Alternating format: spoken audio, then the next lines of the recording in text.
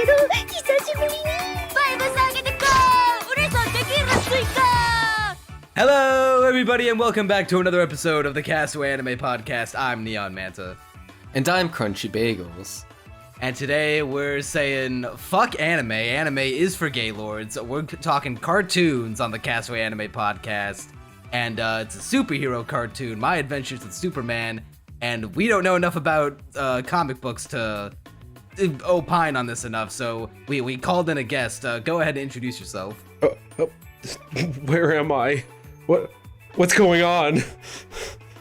Okay, so viewers at home, don't get upset at this, but we did have to tie him up and bring him to our studio. No, I mean, he wasn't going along any other way. the tying up part is fine. It's awesome, actually. I'm having a great time. I just have to be in the same room with Neon Manta. No, fate worse than I death. feel your pain every single day. We are bros for this podcast. Yes, this is. Thank you for saying what everyone's been neglecting to say this entire time. So Yeah, we don't actually record these over a Discord call. We enter a separate pocket dimension where only the two of us can exist, and it's like you lose all contact with the outside world until the podcast is over. It's like a purgatory between life and death. Oh, so it's like normal you life. cease Okay. to know people. yeah, so actually, this is now a podcast where you are outvoted. I am teaming up with Crunchy Bagels to absolutely destroy you emotionally, physically, and emotionally. The joke's on you. That's my kink. Okay, the joke's on you. No, it's not. You're making stuff up. You've never felt the touch of anyone. No, stop. Don't embarrass me publicly in front of so many viewers. No one's gonna watch this, Neon. We're gonna get 2 viewers. I will personally Hey, demonetize this show this. is And I'll be popular. one of them. Yeah, and I'll be the other one. The first Syzygy's podcast not to gonna watch have this negative one. viewers. The Shovel Knight one. You did a Shovel Knight one? Oh yeah, we did. Does it have yeah, 0 views? Yeah, bet you No, didn't. it has, like, bet you 60. didn't know that, viewer. You didn't listen to that. Yeah, this is a shill actually for other podcast episodes while you wait for me to figure out what's going on. Hey, remember when we well- were talking about My Adventures with Superman? Honestly, Well- I forgot that halfway through the intro. Well, also, Syzygy didn't actually say who he was. Oh, right. Oh, So I'm the only person who was available to do this. I don't know what a superhero actually is, but my name is Syzygy. CEO, CFO, CIO, CTO, COO, and various other things that I see of Dark Hirsch Gaming. Major legitimate esports organization, Dark Hirsch Gaming. And yeah, I know 1 or 2 things about superheroes. And so they were like, hey, I don't have friends. Do you want to talk about stuff and pretend to like me for a little bit? To which I'm going to say, sure, let's make this civil. That is in fact word for word what I wrote in the DMs. It's actually word for word what I wrote for my Meanwhile, script. I'm on the opposite end of the spectrum. I know nothing about superheroes whatsoever, except that we saw half of Thor Ragnarok, I think. Thor And Ragnarok it might not have even been that the movie, best but one. it was in class. And so I'm coming at this from the perspective of not being a superhero fan per se, but just being a fan of shows in general. So Average maybe media that will consumer. affect the average With media 2 O's. Where consumer. are the O's? Where- three O's. Where's if you the think about it. bassoon? They don't understand that. Don't worry, it's a reference that you don't even currently understand. It's a reference to a thing we talked about before we even recorded. Perfect. The best references are ones that you just do because other people are doing them. Social contagions are awesome.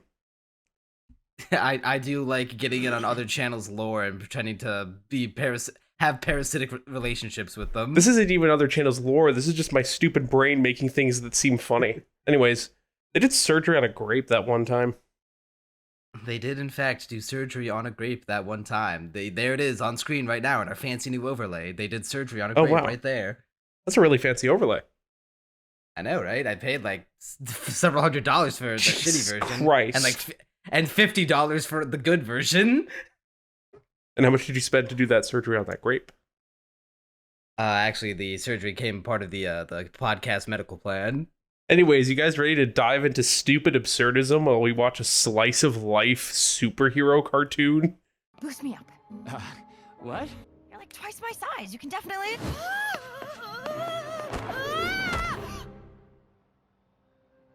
Are you okay? Yeah, I'm. I feel like that's what we've yeah. been doing for the past 7 minutes. Okay, awesome. Perfect. I haven't had a brain since 2003.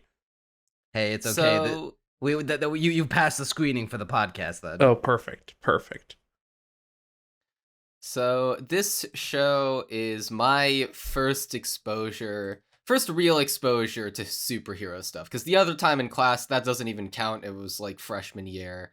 I didn't have a brain back then, and Wait, I thought you barely told me paying you attention. at least had seen like a couple MCU movies before. No, I told you I saw zero. Obviously, no. Like, I'm not even saying this is like a consume sort of, all hail plankton sort of thing, but like, how have you not seen like a single one of them? Like, It's like the I don't cultural watch- zeitgeist thing right now.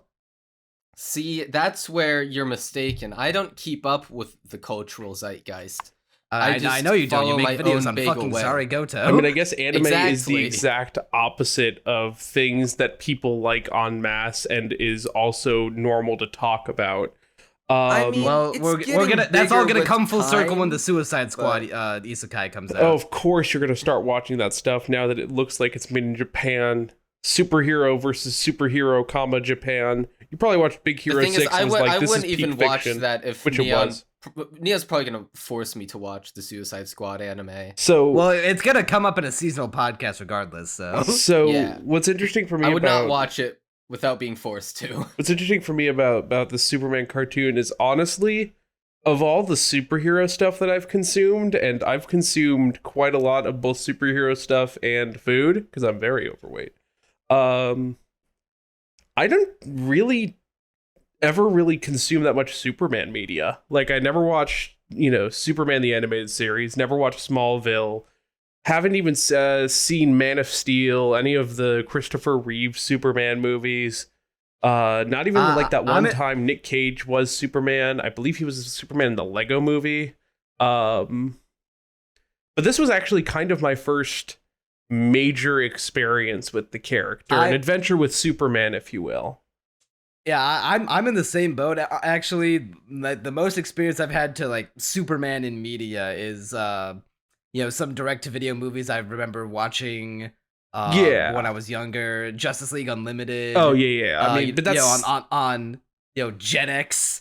Right, and that's the not a Fox Superman box. cartoon. That's a cartoon with Superman. Yeah. Like, And Injustice. God's what?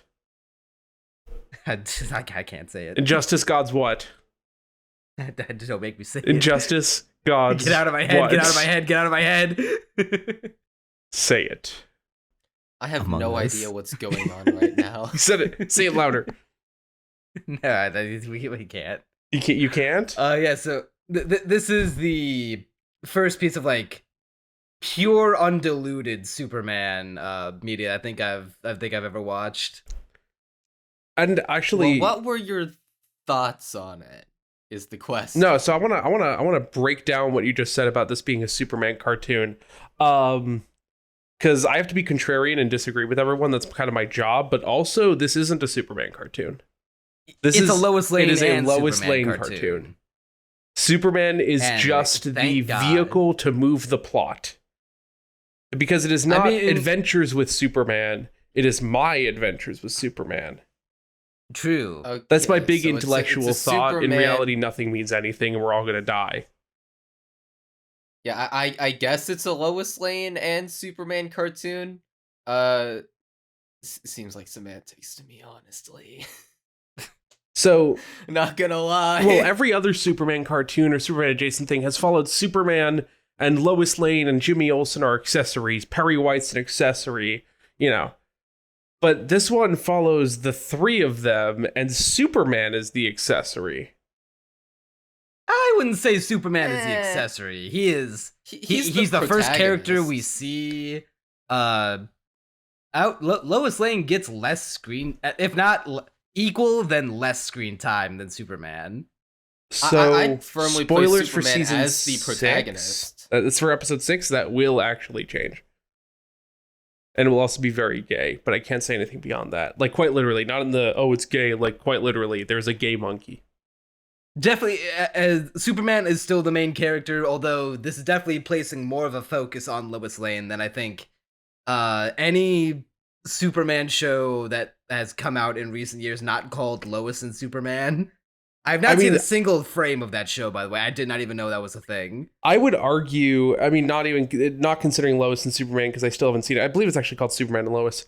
That it is the most kind of front-facing Lois adaptation in any form of DC media. And that's crazy to me, because I want her facing the wall while I'm delivering the... Neon?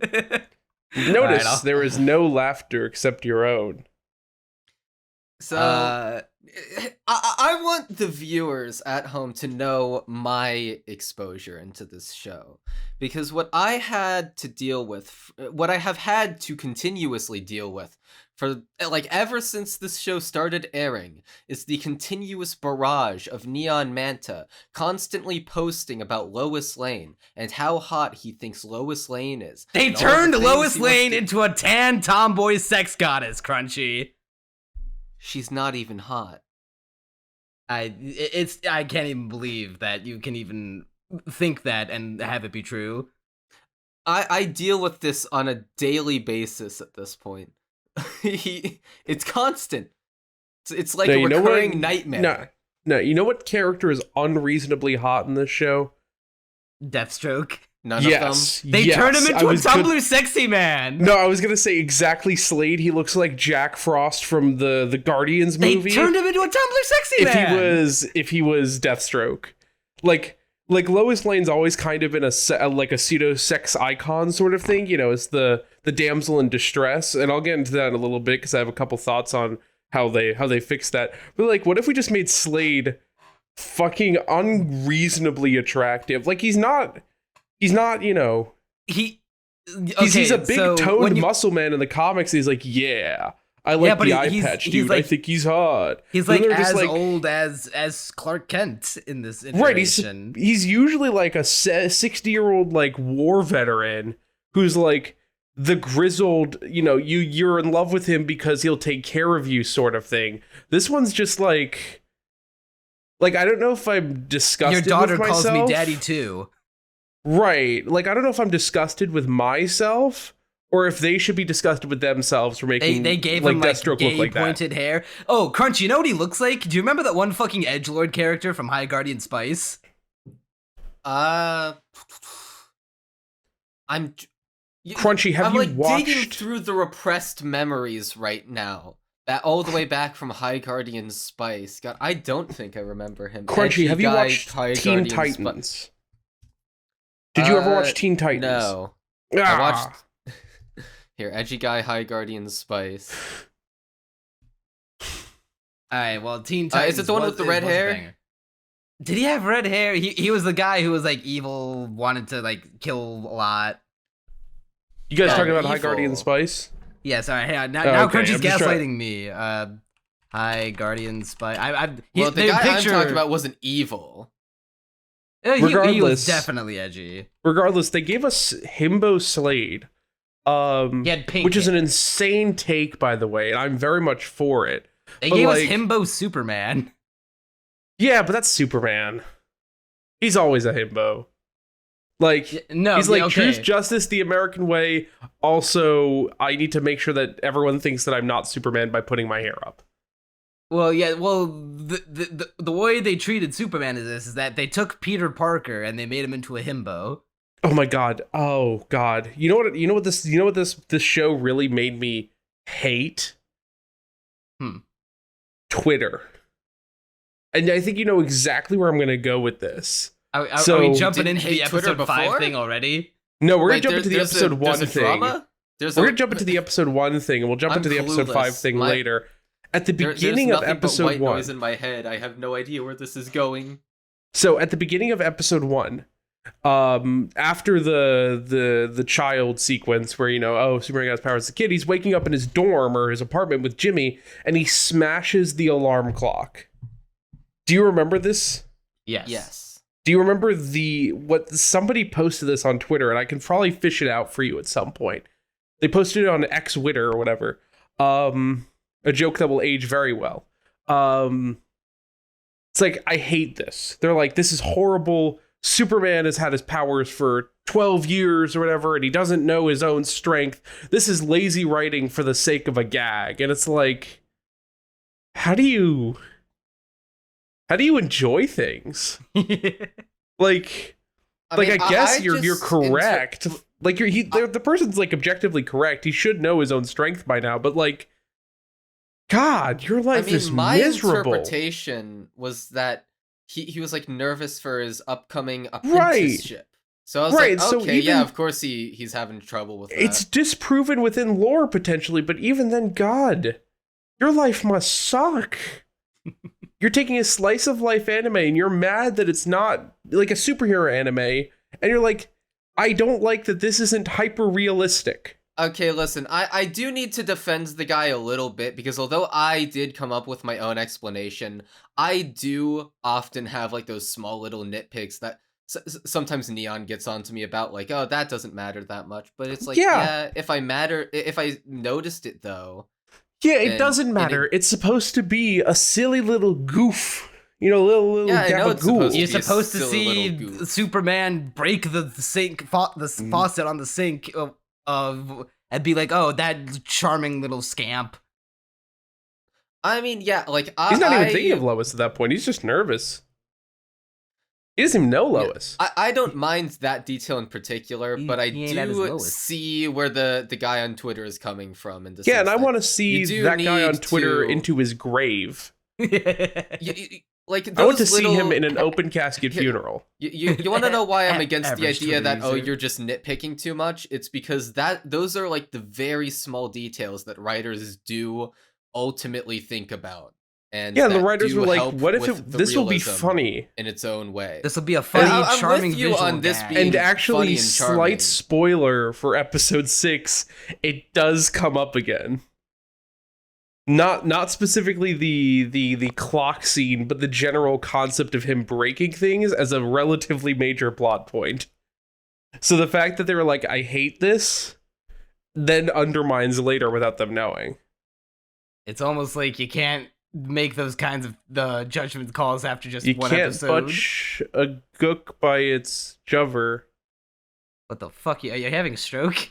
James Bond, strong and a strunk. A little bit of mercury. So I wanna hear. We do a little mercury. We do a little mercury. You know what I'm saying? So what are like your off rip, very very general thoughts about the show as a whole? So I want to have a wild, unprotected sex with Lois Lane. The show itself. I'm going to come at this with an actual real opinion. Shut the fuck up, Neon. The best superhero adaptations in general do not take the characters and then build around them.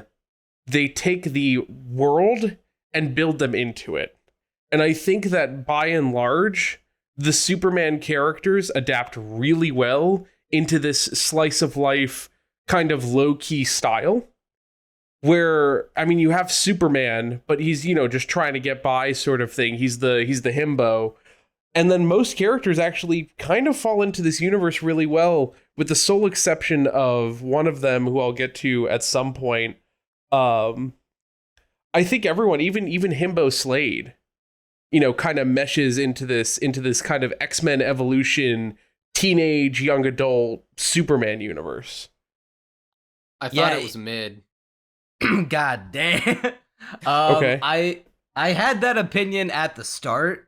It was like, if we're talking like most general boiled down opinion, after the first 2 episodes, which is like a 2-parter, I was like, oh no, is this show actually like basic bitch shit? To be fair, the first 2 episodes are the worst ones. Yeah, I mean, they do have to establish everything. So it doesn't mean they couldn't make it good. Well, they also have to establish a lot of like the specific in-universe lore where the spaceship is also a thing that like it's actually a MacGuffin as opposed to normally where it's just kind of there. Chamber. So I mean, so what's really funny about the hyperbolic time chamber? So I watch with subtitles; it helps me understand things better. And when who I believe is Jor-El, Superman's dad, Jor-El is talking to him. I mean, it could be Zod, and they could be fucking us over. That would be crazy. It says specifically in parentheses, speaking Kryptonese, and that feels mildly racist, but I can't... Kryptonese? I can't, Kryptonese. I can't, like, describe it, but I can tell you that it just feels vaguely racist. But that's Kryptonian. Right, Kryptonian. Because it already exists. They speak the Kryptonian language. Kryptonese. Or even Cryptish. That would have been better. What's the difference between Cryptish and Kryptonese? Does it matter? It really irks me. This is the most important point to take away. It irks me because I read it. Him smashing the alarm clock doesn't matter whatsoever. And yet they should have called it Cryptish, bro. Listen, we just established that this Twitter user says that you have two different types of autism. I have the correct version. Yeah, well, no one's disagreeing with you there, except I have Crunchy. both versions. But yeah, I think that the big issue with the first couple episodes, they have to fit so much exposition into nothing. Part of the reason is that 4,000 years. They're changing up the Superman story as we know it, because they're not just going with the classic. Oh, he came down from Krypton. Was blowing up, and he got raised by the Kents in Smallville, Kansas, and then moved to Metropolis to learn how to be a reporter, but then also become the Superman. They're treating his powers as like something he's unlocking as he's going. Yeah, like he is dubbed the Superman, and like just becomes it. He doesn't like train to learn his powers. Well, I think we're supposed to be bumbling around with him, you know? Yeah, I think the power unlocking is a little weird, and I think it can be a little kind of, what's the term for it? Like Deus Ex in how it pops up. Like, oh, he's fighting the ice thing. Like of course I'm going to now have my heat vision. But like we're also supposed to be having this adventure with Superman. It is our adventures with Superman. Right, maybe the real adventures with Superman were the friends we made along the way, you know? With the tan tomboy Lois Lane we gave back shots to along the way. No. We'll get into that. We can get into that later. I swear to God, I'm going to kill you, and this can be used in a court of law. We're both gonna kill you, Neon. Anyway, we can get into that later.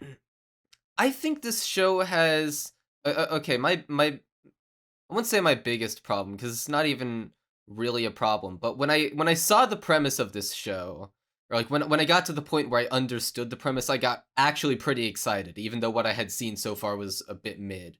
Because the idea behind this show is that Superman is basically in a detective-esque group that is trying to report on him and expose all his secrets. And I thought it would be it sounds like a hilarious premise on paper. I was like, oh my god, this is going to be so funny. We're going to have Superman Clark Kent tagging along with adventures of them reporting him, and then he'll end up like doing something super guilty, and like at the very last minute he'll get them just off the trail with something some like incredibly stupid just way to divert them. Except they let the count of the bag by episode 5. Yeah, that's in my ideal version of the show. It would be a lot more comedic and slice of lifey. You know, would not have as much of a serious plot boiling in the background at this stage. I mean, it needs one eventually, obviously. But I would have kept up the pure slice of life for much longer and been like, just focus on the comedy of the situation, because I think there's so much unexplored potential in this dynamic of Clark Kent, helping along with his own demise while also trying to throw them off the off the trail. I'm So in so I'm funny in to two me. minds Wait. about this. But go ahead. first off, fuck you. I disagree. Me 50%. So I do believe that having Superman, I mean, you had the first 4 episodes of, him trying to hide the fact that he's an alien from both friends. But how long can you really go with that when you're focusing on all 3 characters in such a small space before it becomes tiresome? Well, Love And I is War believe- has taught me that any amount of dialogue in any small of space can work if you're good enough at writing it / directing it. They also want to show off their shiny toy. So having Superman, like now you have these 2 normal people and, indestructible Man of Steel in the slice of life area allows them to play with a lot more, and they can still have the secret identity shenanigans, but outside of the main 3 cast members. And they don't think they want to have Superman keep showing up dusted after a battle, because keep in mind, he's not super fully bulletproof and vulnerable stuff yet. Like, he shows up dusted after every battle, and it's just like, oh, we're just going to expect them to not notice this? Well, I wanted in my ideal, first of all, this show isn't funny, so it failed on that front in terms of my ideal vision for it. But secondly, I mean, it wouldn't have to be the same thing each time. I would imagine they vary it up, make the punchlines different and funnier. I mean, yeah, I guess and go all sometimes the he way can come with up it. the stairs, Yeah. he can come out of an elevator, he can go up an escalator even. He can That's a open bunch of a ways to have him door. show up. A little more creative than that is what I have in mind. And granted, I don't know exactly how this would turn out. It's me spitballing broad strokes concepts. It wouldn't even Also, have to we be don't- necessarily Superman, but something with that same premise, but actually funny and But also keep in way more mind- enjoyable and slice of lifey. I would say keep in mind, they don't actually, when they're making stuff like this, they just got renewed. So they don't know how long they have with this. And how American cartoons work. You don't have staying power anymore. You're not writing for 2 seasons. You're writing for a season, hoping that it gets picked up mid-season. Your second season gets picked up mid-season, then you put all your ideas to paper. Yeah, but I'm But- not talking about what's practical per se, or what would be most appealing to the fans. I'm just talking about the type of show that I would have wanted. This is a very selfish view of the show, and I am I aware see. of that, and I'm just rolling with it. My bad. Next time we will make it an anime. Yeah, it fucking is an anime. It's a Next time half we will shonen, make it half shoujo. created in Japan as opposed Anime. to American based with Korean animators. Would that make you happy? My Adventures with Superman is an anime, just like Avatar: The Last my Airbender. isekai Well, with Superman. you say that, Crunchy. I was dropped into a super world and now I have kryptonite powers.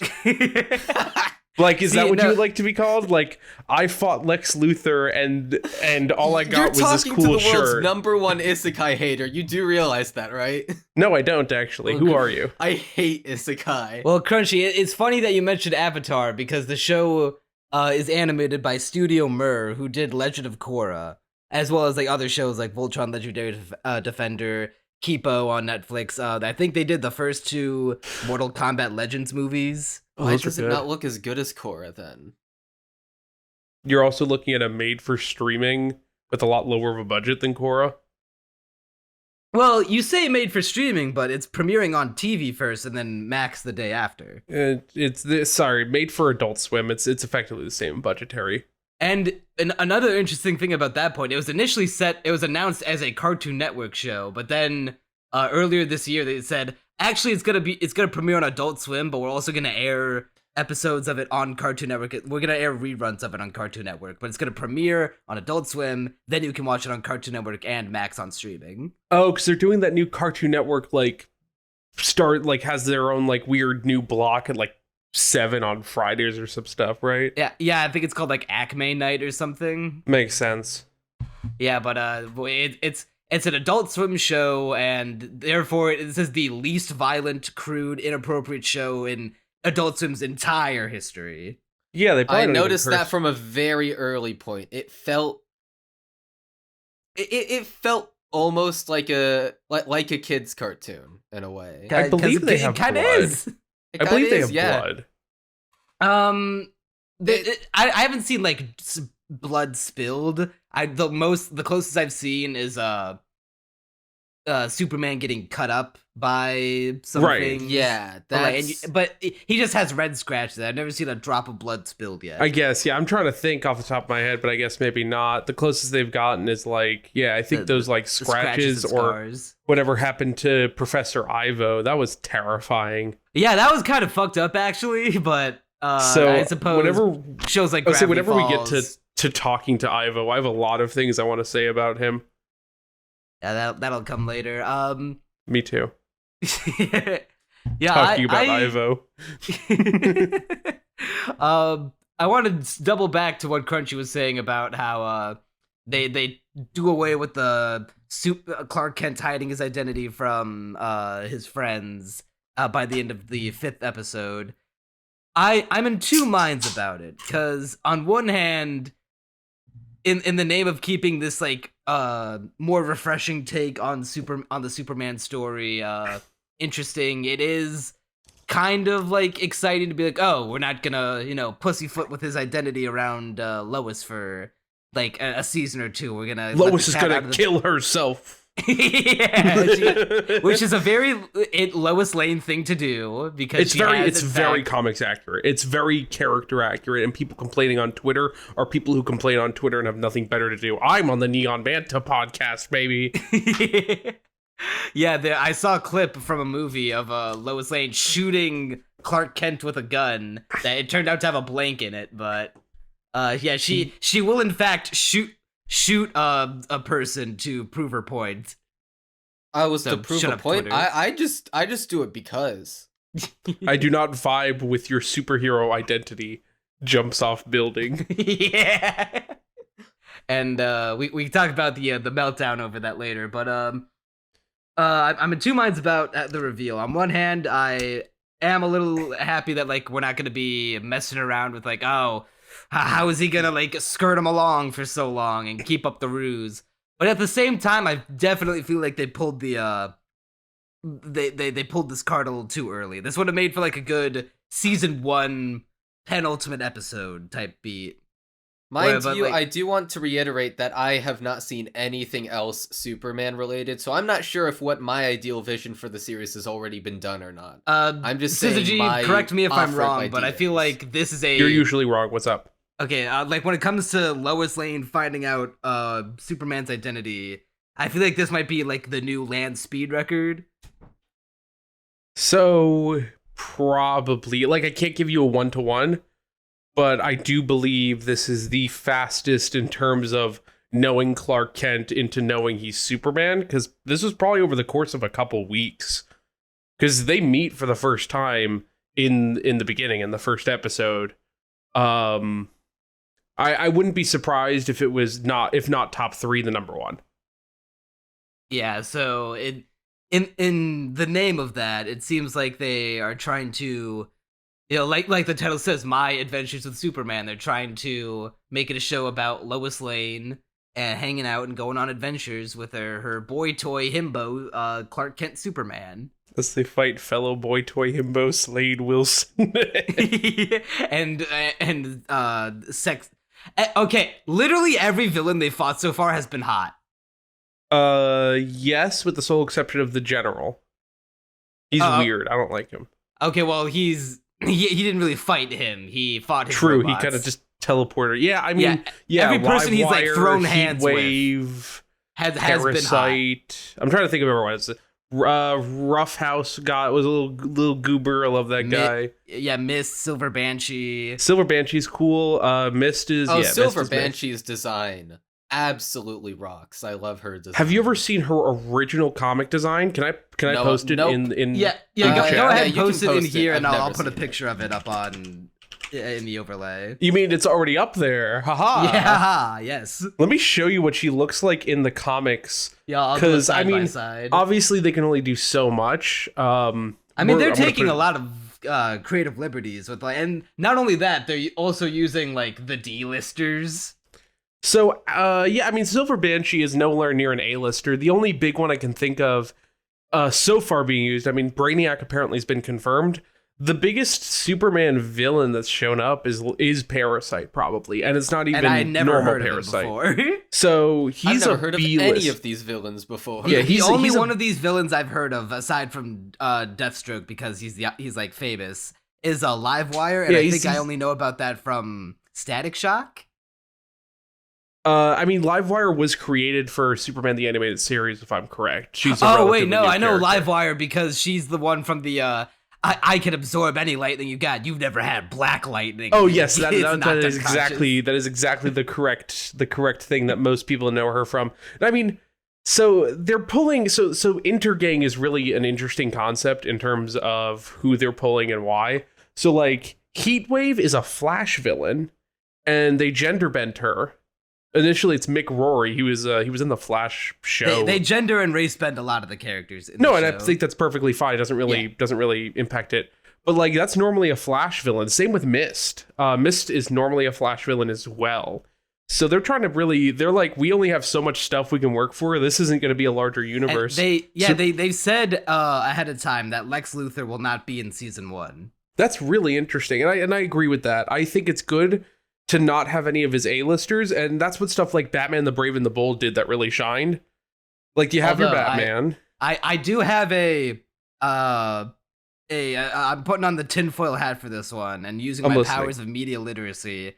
Go for it. They specifically name dropped Dr. Ivo's assistant as Alex, and he does look pretty evil. So I see where you're I'm going wondering with if that. he's going to be He's Lex Luthor, So- and we just don't know it yet. So I don't know if we know if he's Lex Luthor yet. However, in the comics, the original couple Lex Luthors were called Alexander Luthor. They weren't called Lex.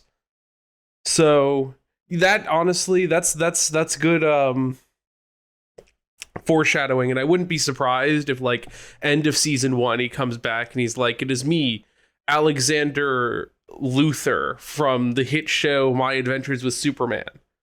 Except I'm also hot now. Right. I was gonna say that, and whoever Lex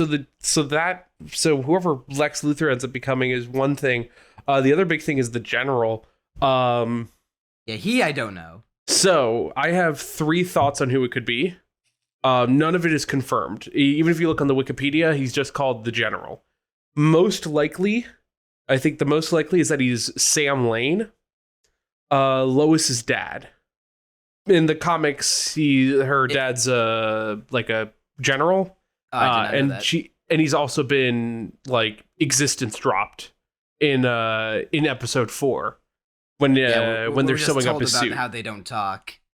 Right. So that's most likely what it is. The other 2 big ones are Zod, which would explain why he knows so much about Superman, except weirdly large and not as fascist as he normally is. Well, the weird thing is that this is the one thing that they're playing with the Superman origin story the most. Superman, throughout the show, is getting these visions of not just his home planet blowing up, the classic Superman origin Right, but story, also like robots attacking people, and he sees Yeah, the and I think general as a young specifically, man. yeah, the young general. It could also be Wade Eiling. I don't know who that is either. So, do you watch Justice League Unlimited, correct? I haven't seen the whole thing. I just remember like watching bits and pieces Gotcha. of episodes So as a kid. He's one of the main antagonists in that show. He's also in the comics, where he's like, the American military must be powerful than the Justice League sort of thing. Like, they're a real threat. And over time, it makes him, like, at one point, there's an episode called Patriot Day, or Patriot Act, which is the most famous episode of Justice League Unlimited, where he's being fought by 7 non-powered superheroes in the Vigilante, Green Arrow, Speedy, Shining Knight, Stargirl, Stripe, and the Crimson Avenger. I think I got all of them. And meanwhile, he turned himself into this weird mutated creature and is harping about how these superheroes and their unstable powers are going to kill us all. Meanwhile, he's fighting effectively a bunch of humans with doohickeys. Like, the most, quote, super character there is Stargirl, because she has, like, a cosmic rod that... I'm not going to call it that anymore. I got a cosmic rod from Lois Lane. You knew it. I knew Neon was gonna say that. Yeah, so Clockwork. that's who I Clockwork. that's who I think the 3 Cockwork. characters he could potentially be are. my guess, if I had to put money on it, would be Sam Lane. Yeah, it's probably Sam Lane now that you said that. It makes the most sense. Most people don't know of his existence. He's a relatively obscure character considering, parents of superheroes and their adjacents are usually pretty popular. Yeah, like this show using characters like Intergang, the fucking you told me about this before we recorded the podcast. They changed the Newsboy Legion into the News Kid Legion. So I have something really interesting about the Newsboy Legion. Where they actually, I have to actually probably look this up really quickly. So the Newsboy Legion is actually a rival team to a Marvel team. I don't recall if they were at the same exact time. Was it Power Pack? No, the Teen Brigade. What the So fuck the is Teen Brigade. Yes, so the Teen Brigade. Let me just go find this. They were created in the 60s. The Newsboy Legion was created in the 40s. So they were actually a little bit earlier. But the Teen Brigade is Marvel's kind of answer to it, where it's a bunch of people with Rick Jones, who's a Hulk supporting character, who have ham radios and are like, yes, this is a super team. And then they assemble the Avengers for the first time. That's why they got together, because of the Teen Brigade. But the Newsboy Legion is pretty much the same thing, where it's a bunch of literally like newspaper sellers that are just kind of important. That's I like it. Flip Johnson. She's quirky and funny. Yeah. I believe initially, Walter Flipper Dipper or Flippa Dippa Johnson Jr. was the original one. And name was later shortened. I'm very sad that they cut it down. Flippadippa, that would be that. I don't think that works. I feel like I'm not allowed to say that, but I'm a very big fan of them being incorporated. They haven't really been touched since Young Justice, where it was like a group of 3 girls in Nowhere, Maine, that were like, oh yeah, we're also the News Girl Legion now, and like that's cool. And then they're like, oh yeah, we're here, we're main characters, we're gonna start the plot for you. Yeah, the show definitely feels like it's not coming from a place of we fucking just get the usual Superman rogues gallery and have them fight. It looks like they're like, these people genuinely love the source material. Yeah, and they love they the wouldn't universe. use fucking Intergang. I mean, Intergang is probably the largest supervillain organization. You could have told me that they made them up for this show and I would have believed you. They made them up for the show. I knew it. No, so what's it called? Let me just see something here. Sorry, I have my things up because I have to pull it up. But they've pulled out like no A-listers. They've barely even pulled out like a B-lister. Deathstroke is an A-lister, but he's not a Superman villain. Yeah, he's not a Superman villain. He's usually a Titans villain or a Batman villain. He's a general DC villain. But I'm like going through his famous villains. Like I know Mr. Mixie's Pit is showing up in episode 7, but to call him a villain is kind of weird. What do you have? You got Zod, Doomsday, Darkseid, Brainiac, obviously. Bizarro, Ultra Humanite. What the fuck is Ultra Humanite? Monkey. You mean like Gorilla Grodd, or he is a giant white monkey. He's the first person. He was supposed to be the main foe of Superman. He was originally intended to be the main villain. He's a giant albino ape that's also a person sometimes. He's cool. He shows up in things. I'm looking through it. Titano the super ape. Oh, they don't even have Metallo. I mean, it makes sense they wouldn't have Metallo yet. They're definitely building up to Amazo because Dr. Ivo runs Amazo Tech. So I don't think they do. I'm not thinking they're going to. And I guess we can transition to Dr. Ivo. Why else do they call it Amazo Tech?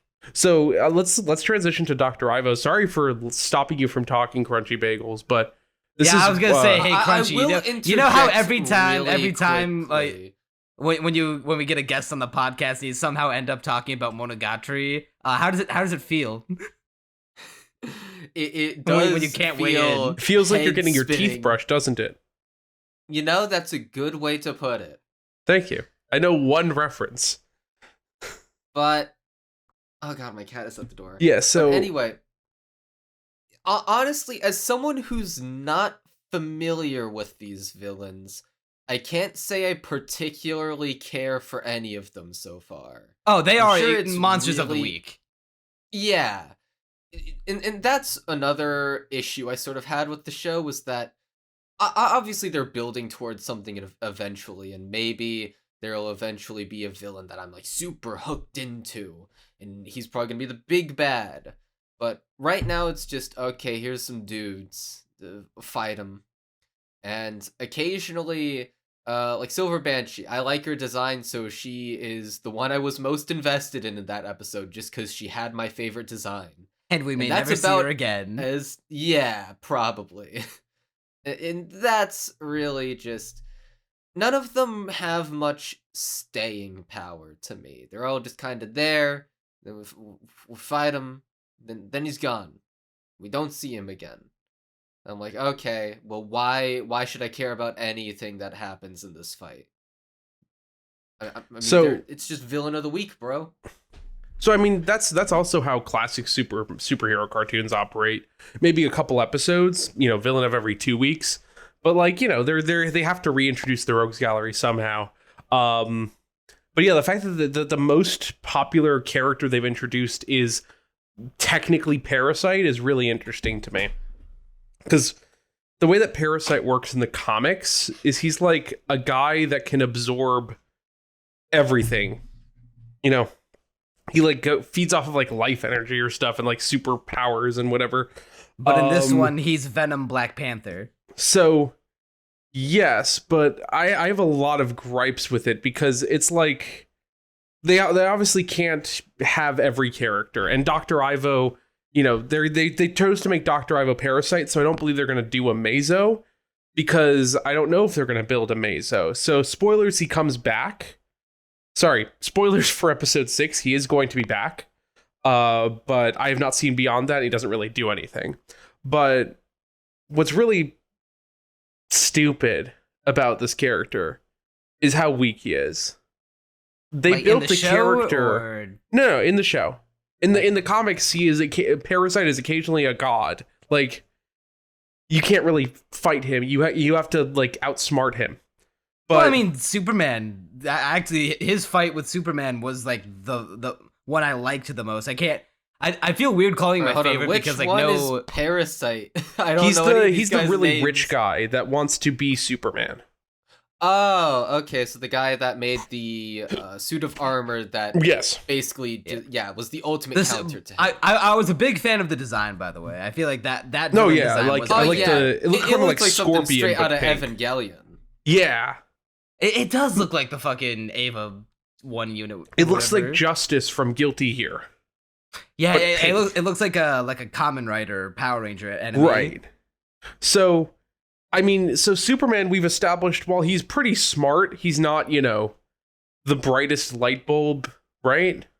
Oh Like, no, we've- like Not the this is sharpest tool in far. the shed. This version of Superman is far from like the actual super genius god And he's yet, supposed to be. he figures out that, like, he doesn't even outsmart Professor Ivo. He just figures out, me hit thing bad, me don't hit thing good.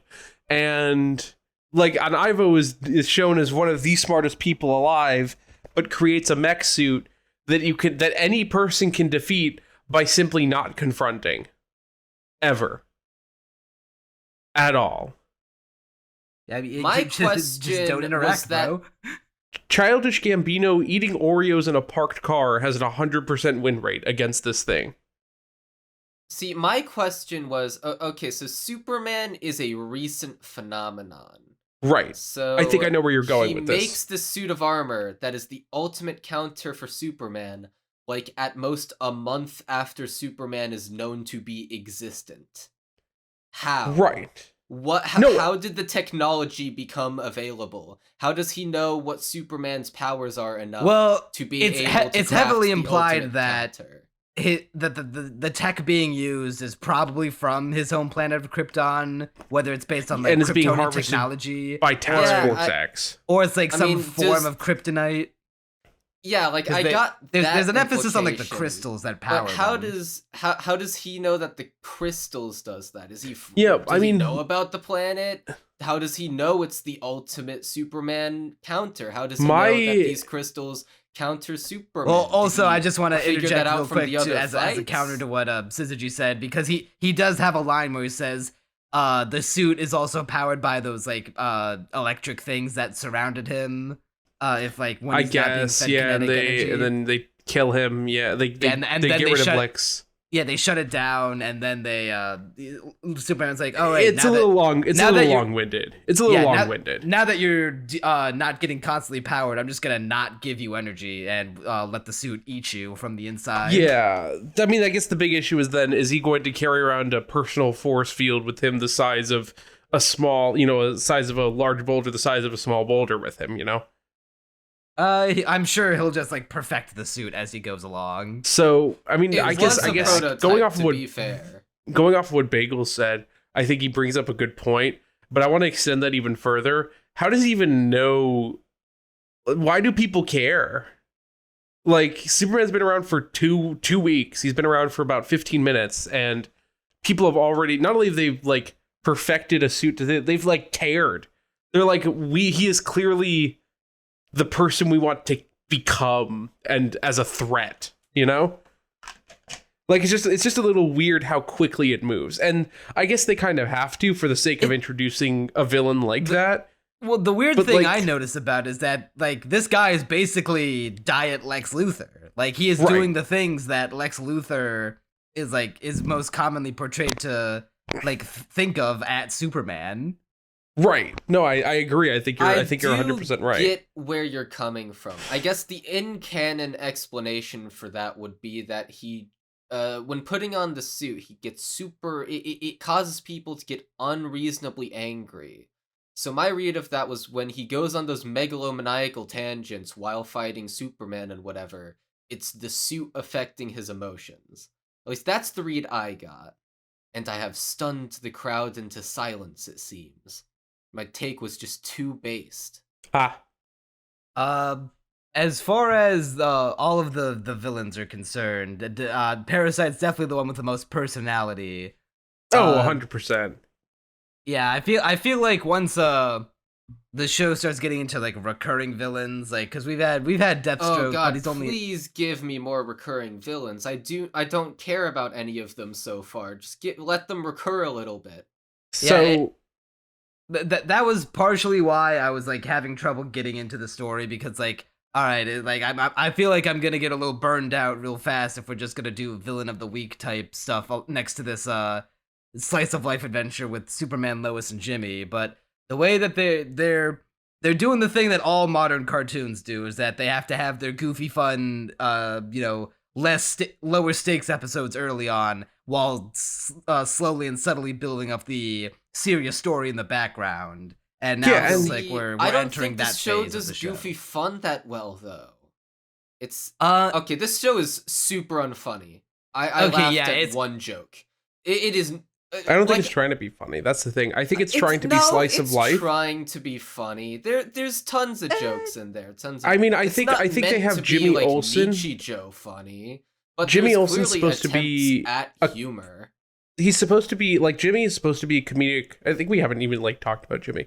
He's supposed to be the comedic foil towards Doesn't Clark, do towards Lois, that anything. everyone is supposed to kind of cringe and sigh at. That's the thing, But though. You they say don't he's the really set he's the that up comic well. relief, but then we have jokes with like Superman being a clumsy himbo and Lois being a hyperactive tomboy, and they're getting The into all sorts of characters trouble in this together. show are so dull. I don't care about any of them. I disagree with that take. I am invested, not And 100%. Lois Lane because you find her hot. Okay, outside of Just that say though. it. Just say it. Outside of that, though, it's like, her looks were carrying her from the first couple episodes, but as the show's gone on, they've made her into more. Lois of a Lane is layered actually my. Of the main cast, she is the one that got me the angriest at a certain thing she did that I like actively hated her for doing. That I thought she was super unlikable in. In episode 5, we will get to that. So I don't character. like. No, Lois you're part of the Lane. Twitter mob. I don't think He's I'm part of the gone Twitter woke. mob for the same He's reason. woke. His soup has think gone I have woke. a. His my soup is has- woke. my soup is very woke right now. I can't believe they made soup woke. But Fucked up. like, granted, I don't know what the Twitter mob is saying. Judging from what Syzygy said, I think I have a different problem with It's the pronounced scene. Syzygy. Whatever. But we'll get to that, like I said. But none of the other two, like Clark's just kind of a goofy guy. I don't He's care just about kind of a Jimmy right goof. now. He just kind of Jimmy is so he is existent, and that is the most I can I kind say of about hate him. his conspiracy theory gimmick. I feel like it's Oh, I completely agree. Okay, so my Okay, issue with you know- it is that okay. Hey, wait, real quick, Crunchy. You know how we were joking before? Well, everyone's made this joke because it's the obvious one. How hey, look, it's Lois Lane from the Owl House. She got work after the show got canceled. But they were also saying dang, how Jimmy. Luz Nocita really let herself go. I do not That- get these references. Well, they're also joking about how Gus from Owl House also went on to become Jimmy Olsen. You know how Gus was kind of like the conspiracy theory character, or at least the tone down the conspiracy stuff and up the the human fascination because they're literally Yeah, he had like all these actual- strange theories about what humans do. Is his Yeah, and at least like they're was funnier there funny. because like we know he's wrong and also but also he has like some basis towards it because humans do in fact Well, see, exist and he hangs my- out with one. My thing is that it's way funnier than a character just being a conspiracy theorist because it's more unique, but also we have more of a frame of reference into what he's getting wrong, I guess, where it's like it's the contrast between him being so wrong and the things he's wrong about being so ordinary, but you can also completely understand why he gets it wrong. Yeah, he's that like- blends that Like is- listen to this I paperclip. like It those sounds like the jokes. They're human fun. ocean. Like that's humorous. That's fun. Jimmy just going on about Bigfoot and aliens and the Loch Ness monster and the Mothman. So See, is, like, my issue here's with it the thing. is Here's that- the thing. Okay, I need to say this real quick and then I'll let you go, Oh, Suzuki. fine. But my thing was that, like, they're all looking at him like he's crazy. But my thought was, you guys believe in robots roaming around the city. This is, mind you, as of episode 1. Like, you're all nuts compared to normal people. Why have you singled Jimmy out? You're not that much better than him. You believe in weird stuff too, and you're trying to report it. You don't have... You're throwing stones from a glass house, my guy. So Jimmy Olsen is supposed to be comedic. He's supposed to be comic relief, but he's also supposed to be an ironic foil. Where we know more, he's dramatic irony in the sense that he's like, oh, there are aliens. Oh, there are these creatures from the underworld. Meanwhile, one of them is standing right next to him the entire time. He's supposed to be like, we as the audience know what he doesn't know.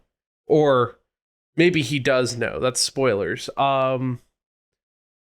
But that's what we're supposed to be. We're supposed to be like, oh, that's kind of funny in a meta sense where he's going on about these aliens. Then why aren't I it's- laughing? See, the way you're describing the joke is a lot funnier than it actually is. And I think the reason why is because from the beginning, the characters are in on the idea that, like, robots and weird stuff happens. It's not really being contrasted against So- anything super ordinary. Like, to the I characters believe- in the show, ordinary life is supernatural weapons and robots. Like, So I'm there's going to come no at this. contrast there. I'm coming at you with 2020 vision, with you know, Hindsight. 2020 whatever. I don't know. 2020 was 4 years ago. I can't see 4 years in the past. I'm so stupid. Episode 6 pays off almost all of this. Almost all Does of it the make issues. him funny? Yes. Oh, It makes him wait, funny and I makes have him the trouble most believing correct that. character in history of fiction. See, maybe it does do something good, but I don't really... I have trouble buying into the idea that it's gonna just wash away all our concerns and make Average stuff person cannot retroactively more enjoy funny. things. See, it's not that I can't enjoy things. So you don't Honestly, want to. I consider Well, I consider myself to have, like, very relatively lax taste, honestly. I like Bleach. That should tell you something about how lax my taste is. Oh yeah, you want to know what that tells me?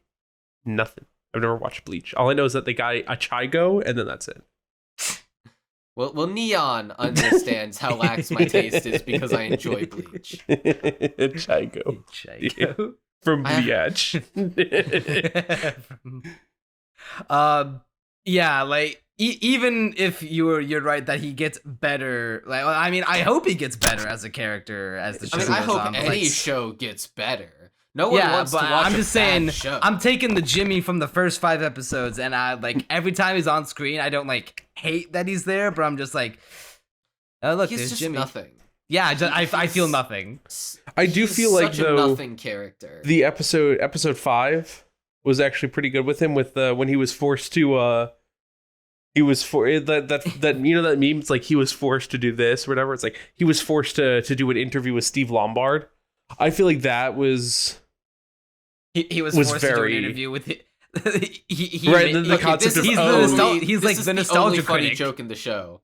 and I do like the the fact only that funny joke in the show is the guy who continuously trolls Jimmy by just playing parts of his videos and then saying, nah.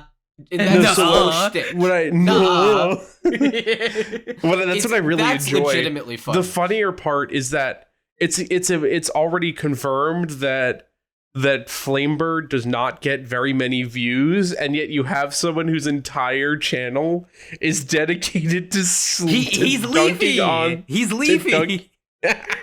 like punching down, like keep in mind this guy gets 300,000 views. Like if you rewatch that scene again, it's like hundreds of thousands of views dunking exclusively on Jimmy Olsen, who I think makes a specific remark like, wow, if this He does has, this, like, I'll have 6 7 followers. subscribers.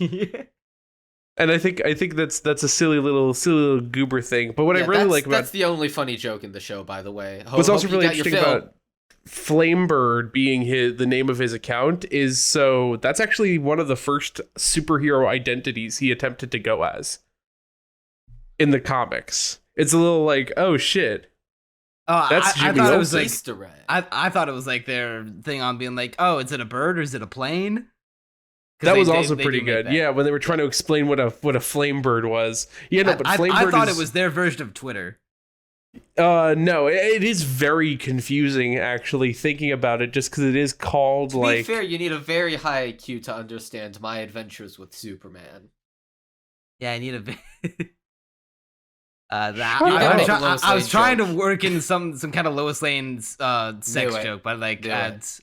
I can't. The juices aren't flowing. They're all going to my dick instead of my brain. Oh my lord. All right, so on that note, it's time to Sure. talk about how hot Lois Lane is. No. Can I Fuck like you. negative mute? Can I put on white noise that blocks out whatever you're going to say? Yeah, okay, so like here, we're y'all both y'all gonna get bully the me. white Y'all noise. call You can me keep y'all on. call me thirsty, but unironically, this is the selling point of the show: is that Lois Lane is a sex icon. At least this version of her. Okay, so we can establish that Neon right. Manta is attracted to Lois Lane. We got it. Okay. We got It's it. not just We're me; done. it's We're done. everybody.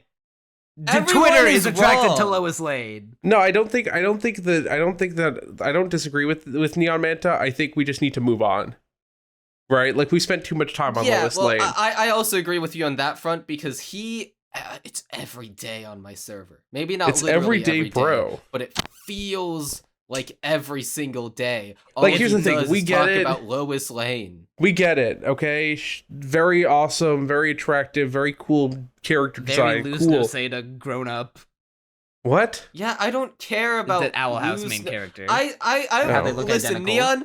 I'm not sure about you, but I want this on the record that I was not particularly invested in Luz Noceda growing up. I want just this so on that the I could record start that you knew sexing her, Luz as a right? child. I don't. I know that you had that thought in your mind while you were watching The Owl House, thanks to what you're saying about Lois Lane. But I Hey, personally no, did not that's have all- that that thought in you're- my head. That's all something completely different. That's I'm that's talking what about Damascus.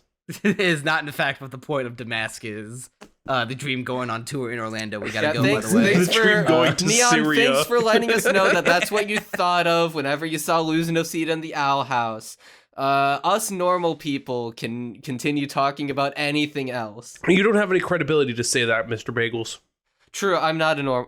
You're right. I don't have the credibility to say that. But Okay, at least there we I'm go. not I just as want down to bad as Neon establish Manta. that You are, Okay, in fact. fine. We don't have to talk about how literally everyone wants to have wild, unprotected sex with her. Yeah, What we about don't her? have to talk about it because What everyone about- understands. Everyone gets it. It's not like we're not putting any new opinions out into the world. Well, we're not saying, I was about cool. I was about to transition that into what do we think of outside of her sexiness, or this version of her in particular?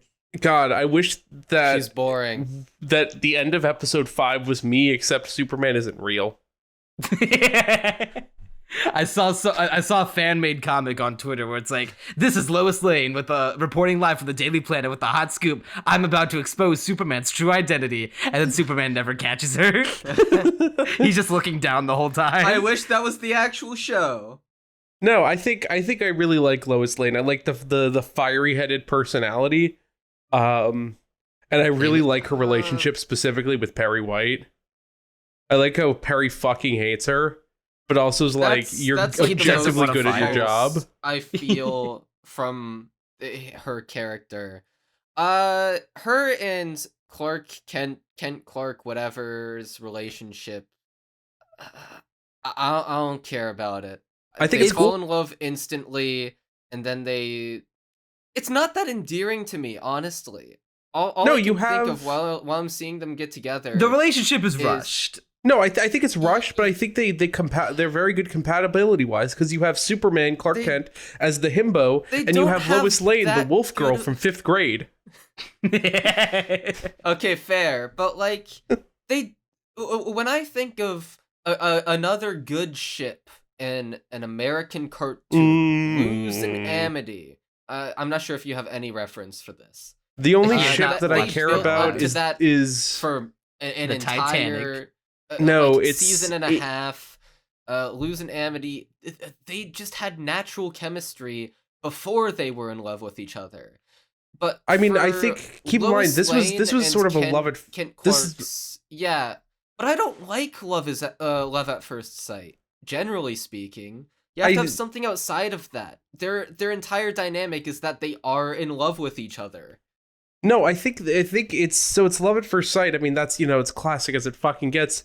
But you also see, they have an immediate physical attraction to each other, and then slowly their Yeah, relationship that's what builds, and they love mutually is- love at find first they sight find each other is. mutually, and then she kills herself. It's like Romeo and Juliet, except no. Romeo does Okay, not agree. I have to Y'all disagree a can little bully me bit, for this as Syzygy. much as you want, but I am a little sad that because this was originally a Cartoon Network show that is only window dressing as an Adult Swim show. Let's be honest. I'm sad we all that know they. what he's gonna say. No, okay, no. Hang on. I swear there's an actual intellectual point to be made here. Because they have clearly established that they're, like Syzygy said, that there is a physical attraction between the two. That at the very least, Lois is very much excited by Clark's big, strong himbo body. By his chunk of kryptonite, yeah. Exactly. But they can't really act on that because this is like a kid's show. Okay, go on. That's So the end of his I point. find it. I was just gonna say I find it like a bit of a missed opportunity for it to it's a shame that it's shackled by the bonds of it being a kid's show when it could explore like a physical aspect of their relationship. 'Cause See, Thank you for Buwamp. see, I don't think that's gonna get picked up in the audio, but no, I mean, I heard it pretty loud. But like, I'm in the see, final audio. but- Activate my boo womp inhibitors. See, I get that, and I'd agree with you in most circumstances, but to me, that's ignoring the far bigger issue That the they relationship just is don't rushed? Have that. I wish they just build up chemistry before having them in love with each other. Like, maybe have them blush at each other and think they're attractive at first, then they have, like, a friendship that feels fully realized, and then they realize, oh, wait, yeah, I'm, like, physically attracted to them, but now Yeah, they're, like, they also go my from best friend. friends to dating way too fast. I mean, technically like, not as- dating, but we'll get to that Eh, infuriating. well- Basically, like, dating without having already said it, and then Okay, Everything literally, gets she ruined. literally kissed him on the cheek twice. The second one for like 3 seconds in length. That like you are dating at that point. Yeah, like basically what I'm getting at, except for he tried to make it official because cartoon characters are bad at romance, and then it all went downhill, and I hated life. But anyway, before we get to that, yeah, I just don't buy into their romance at all. They're not a bad couple. I just don't care about them getting together. Then die. Okay, bye. And then I'm gonna exit call. Okay, but well now I have to edit in the Discord leave sound effect. Because he actually left. Yeah. Oh. He is back. Ugh, he's so back. So over. I have to give me more work now. I have to edit in the Discord sound effect. Oh wait, okay? There we go. I muted my mic as well, and then Classic. I respect the commitment to the bit. However, I wish you would have committed to something else. To the bit. But yeah, so their relationship goes sucks. way too fast from just friends to lovers, and it's not that they lack chemistry, it's that we don't get enough time to enjoy we need that more chemistry. Yeah, I mean, no, I slightly I disagree. agree. I think their chemistry is outright underdeveloped because neither. Well, that's what I'm saying. It's fun. I don't look at them interacting and be like at all. Well, no. I like when they interact. It's just that we barely got enough of it before they became an item. I am completely neutral when they interact, and I want them to have an actually good dynamic. I feel the little butterflies is. in the tum-tum when I see Lois blush at Clark giving her compliments. Well, that's just because you're in love with her. Well, okay, that's besides the point, though.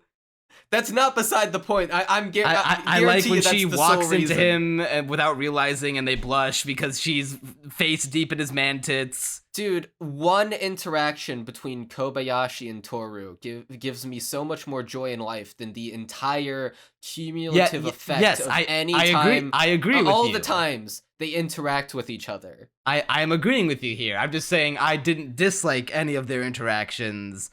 I just wish there were more of them before, like, hey, we're dating now. See, it's not that I dislike them, it's that we're already actively kissing each neutral. I am actively neutral towards all of their interactions. I have except no for the one in strong episode feelings 5. One way or the other. I am literally that. It is like, I am...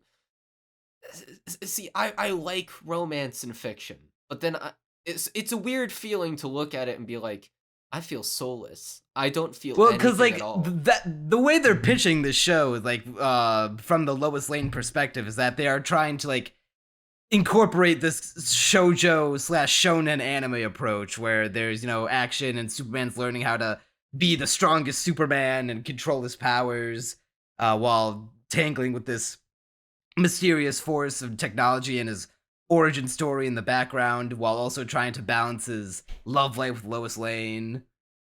And they're not doing it well. It could be better. I wouldn't say they're doing it poorly. I'm saying it's sloppy. See, the reason why I'm saying they're doing it poorly is because I should care, like, at all, like, any smidgen, but I just don't. This show's biggest sin is that it has such a great premise to me, IMO, but then it just doesn't do anything to get me invested in it.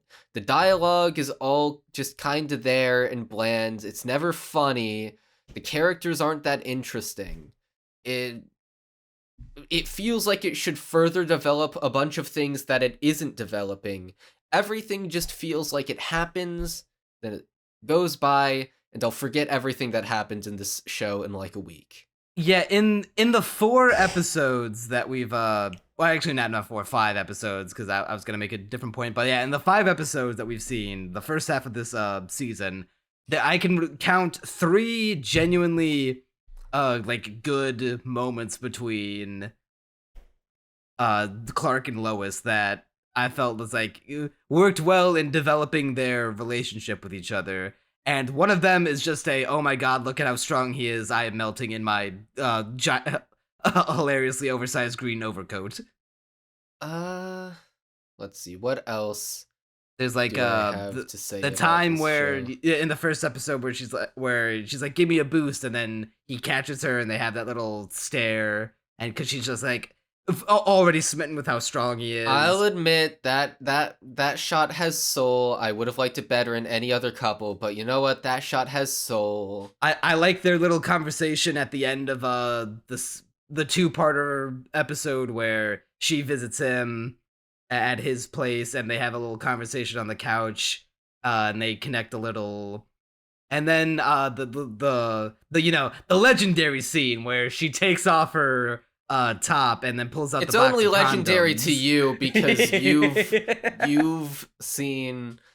Okay. See, the worst part is I've seen that too because Neon posted it in my server, I'm pretty sure. And so that was the first thing I thought when I saw the shot, and I was like, God damn it, Neon. Yeah. Why am I friends with you? But no, like the heart to heart they have on the stairwell after the party is also good. And then they get together after that. It's like that's not enough. That like accounts for like a cumulative like Here's 1 okay, minute so of here's- like 1.5 minutes of like good relationship building before you've entered the relationship. So here's something that might be a nitpick, but that kind of baffled me when I saw it. So my boy Jimmy he's been doing nothing but trying to get them together for the longest time, this entire season. I say entire season, the entire 4 episodes, there we go. And he's been like, oh, you're in love, oh, and he's been super smug about it the entire time. And then as soon as he sees them walking home together, instead of clapping with joy and saying, oh my lord, the ship is real, he said, it's like, with this line where he's saying, we're all gonna go home as friends together, something to that effect. He's like disappointed. And I'm like, He realized we've had no build up to this. And I know the next episode does expand on it and does almost retroactively justify it because it's the beginning of a new plot point.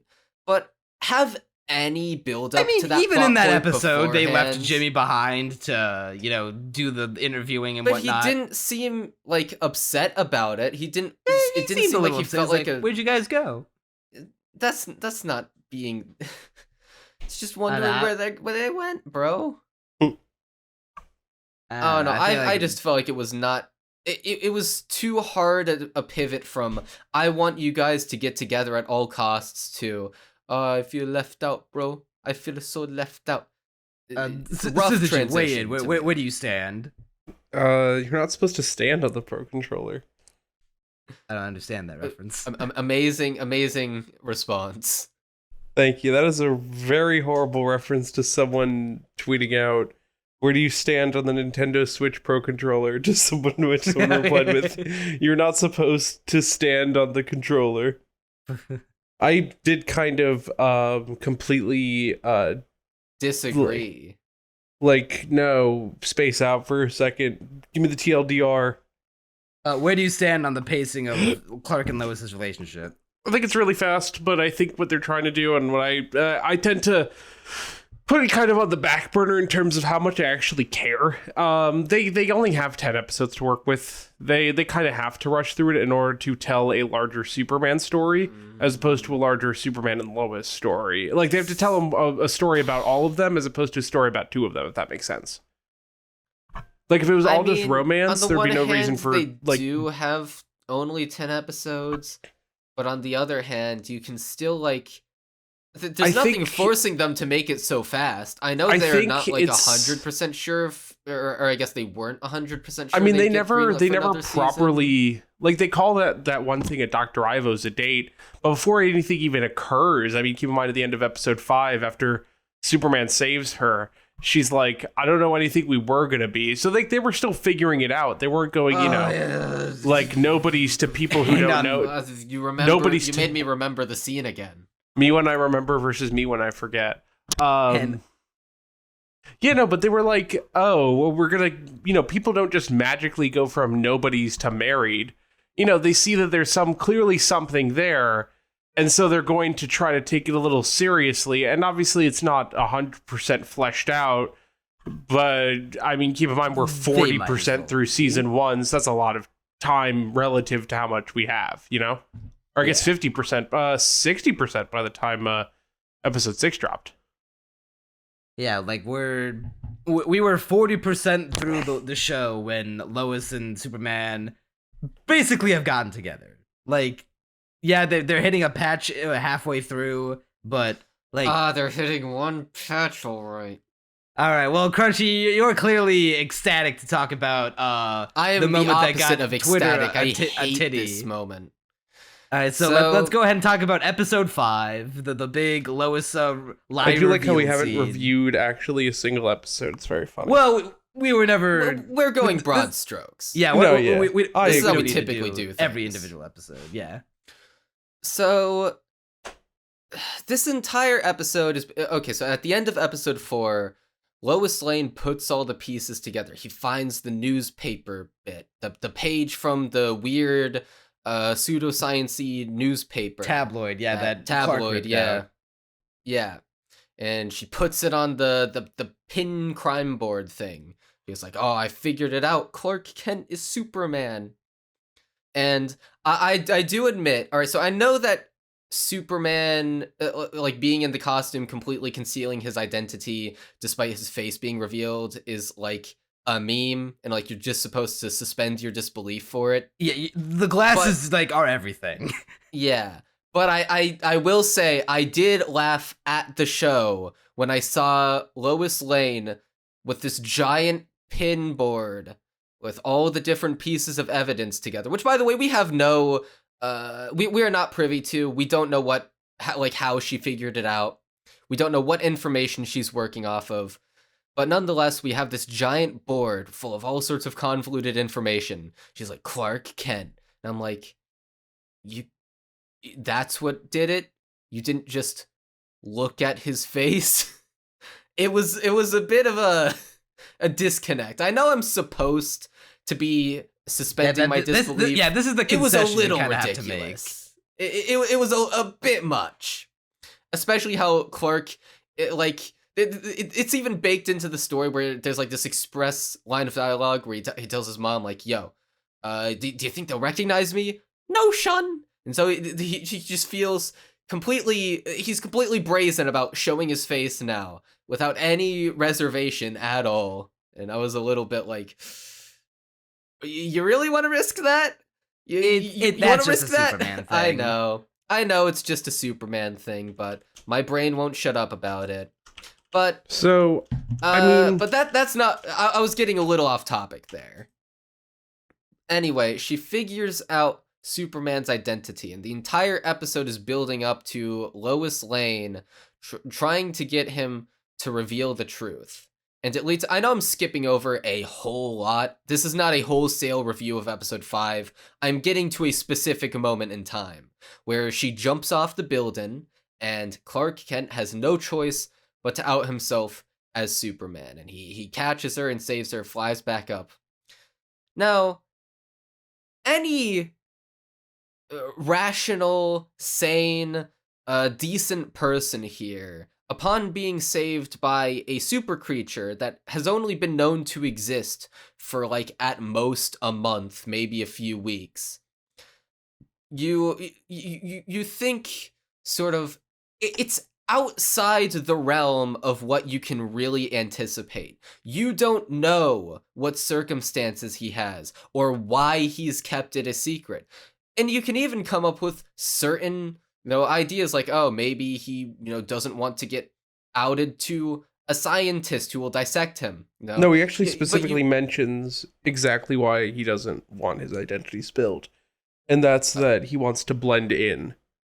He doesn't want... Which episode is this? I believe this is episode... Oh, this could be episode 6. Oopsies. I think that's episode 6. Well, I don't it's remember like anything like you that. can infer from even the first episode. It's like, okay, I know I have He powers, does want but to I be just, a normal guy. I want to be a normal man, doing normal things, and then like later But on, I'm it's like, all right, talking well, from the now that perspective I have of these Lois Lane, who powers- doesn't know that, right? Yeah. I mean, we as the viewer have some insight into his psyche, but Lois Lane does not know this. So, as someone who doesn't know any of that, it's like you can't really anticipate fully the reason why. So, anyone who's like anyone at all who's just a decent person would ask a question. Like maybe, why do you keep yourself a secret? You know, why did you keep yourself a secret from me? Why, like, is there an extenuating circumstance that you cannot tell me about? Is it, like, you know, deeply personal or whatever? Like, but instead of asking any questions, she immediately gets mad at him and says, "Why did you lie to me, bro?" But So, I mean, first she of all, mentions... Superman has no obligation to tell you that information. You have known each other for a month at most. I know you're about to date each other or whatever. Listen, you're not like his parents or whatever. You haven't been married for 2 years. You haven't known each other for even... You've known each other for less than 2 months. Why would he tell you such a deep-rooted secret? And why do you expect him to tell you that? That is such an entitled and selfish way to think. And Yeah. second of all, why aren't you going to ask any questions? Like, Because here's the thing. Lois Lane in this show is a go-getter. She is, I want it and I want it now. she's a cunt. I'm not gonna say it. It's not- You've I mean- opened the door for me. I'm not gonna say it. That's a horrible way of putting it. So she's supposed to be brash, emotional. She's supposed to be, you know, Headstrong. right. She's supposed to be stubborn. And she's supposed to want to get her way. And that's what's kind of shown the entire show is how much when she wants something, how much she'll go to get it. I don't mean, think that's how that the was communicated in a particularly good way, though. I mean, the Like, entire first episode is her lying to everyone because she wants to do her job. She wants to be the best there is, you know, at reporting. And so she goes ahead and she manipulates everyone to get her way on that. And not like the manipulate everyone to like be, you know, horrible, toxic, but rather this is what she needs and she wants it this way. And she can't get it through the normal means. Yeah, like she. Yeah, but I don't think it was very compellingly told up to this point, and then this is just like, she just comes off as completely unlikable here. And the thing is, I like unlikable characters generally. I don't think this show really pulls it off well, though.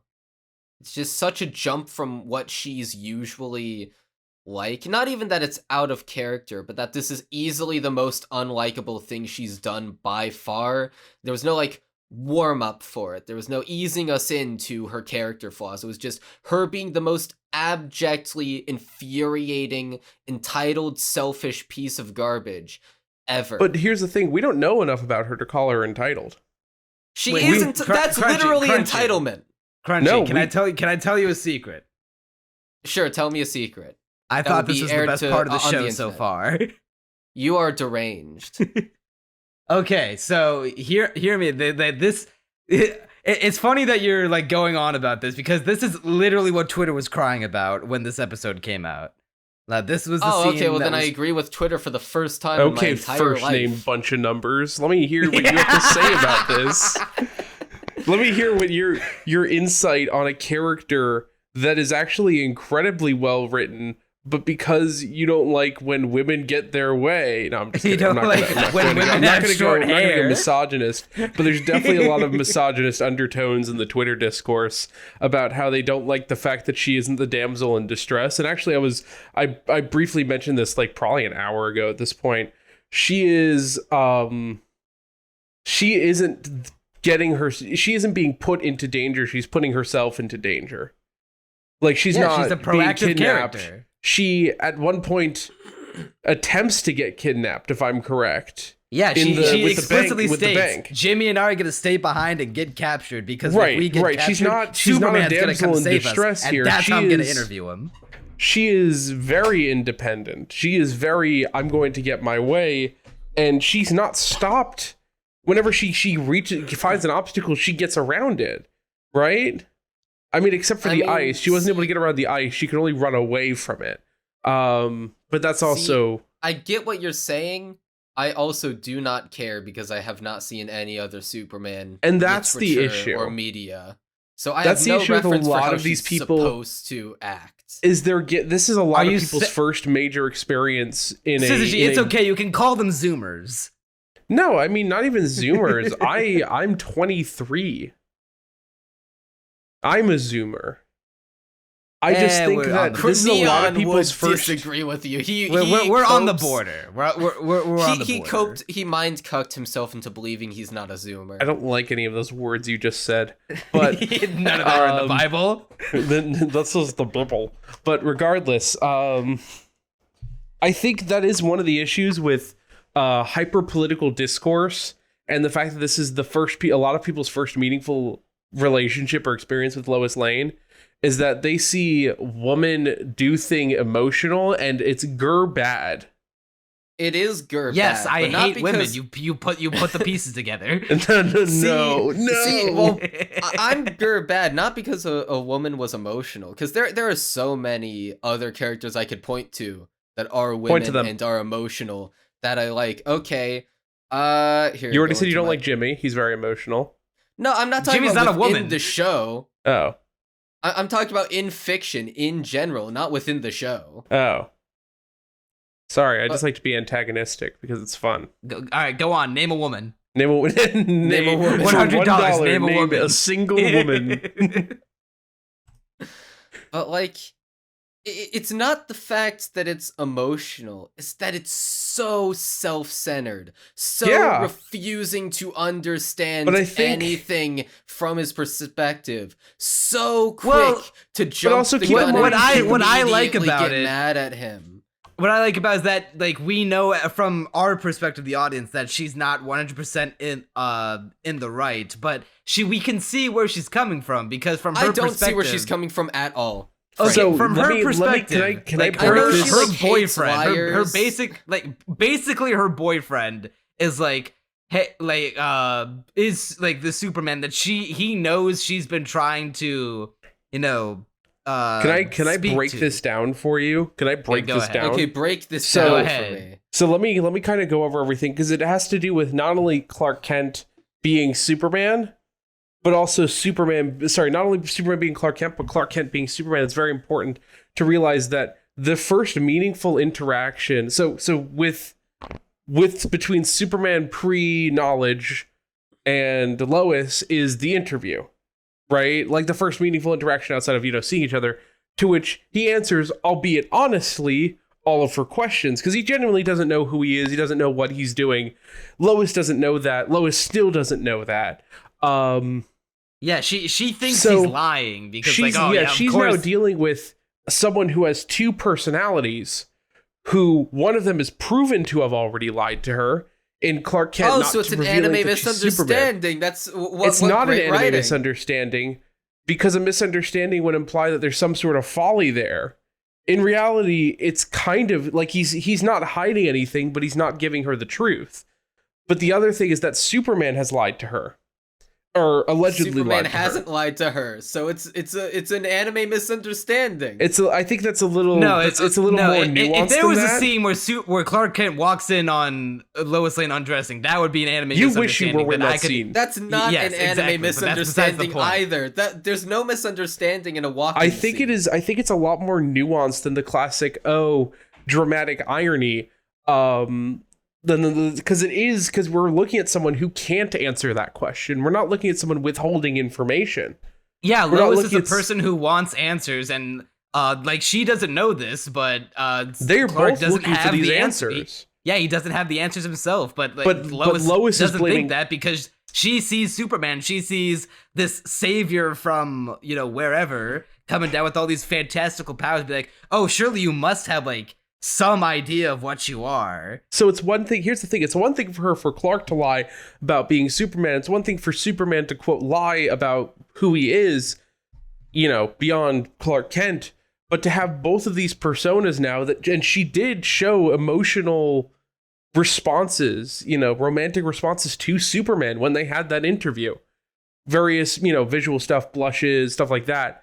So to now have two people that she respects, admires, have some sort of emotional or romantic connection to, both be not only the same person, but lying under different pretenses, takes her for a loop.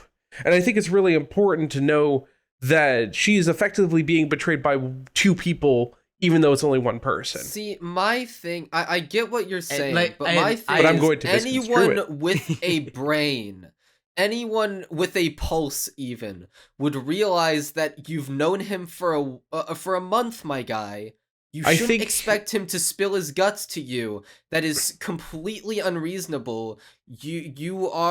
You're just, she is solely in the wrong. Here's the issue. She is the only person in the wrong in that scene. With the sole exception of the first couple episodes, which clearly demonstrate that they only take place a couple days apart, we do have a sliding time scale.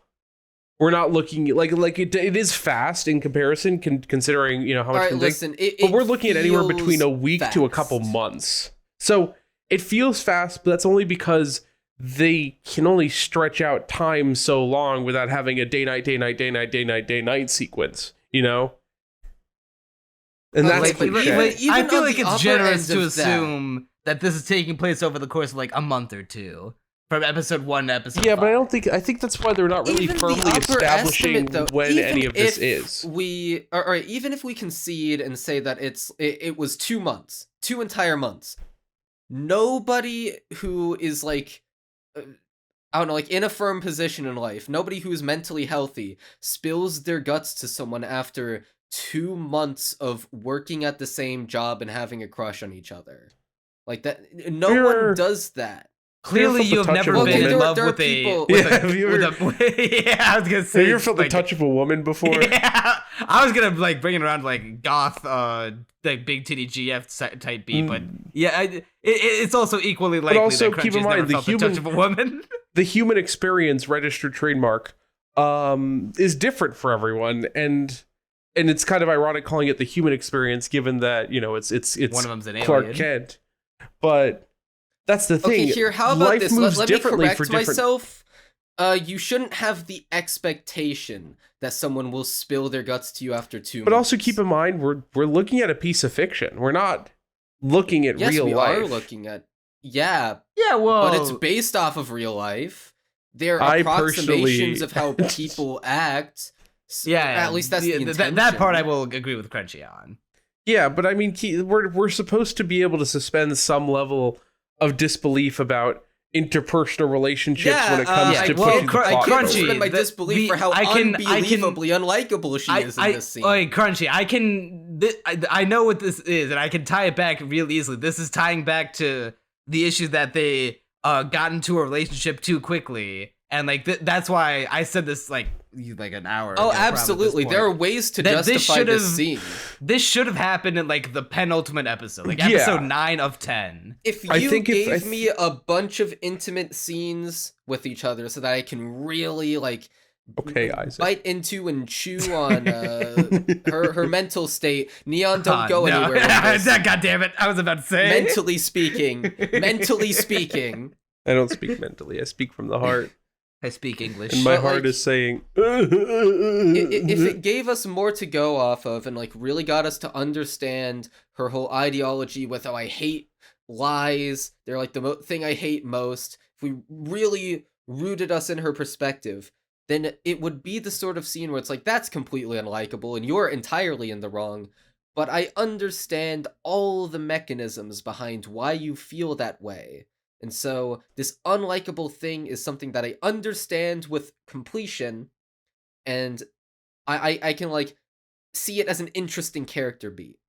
But because the show hasn't gone into depth on that, and because I don't care about Lois Lane as a character, to me it's just some See- girl being horrible.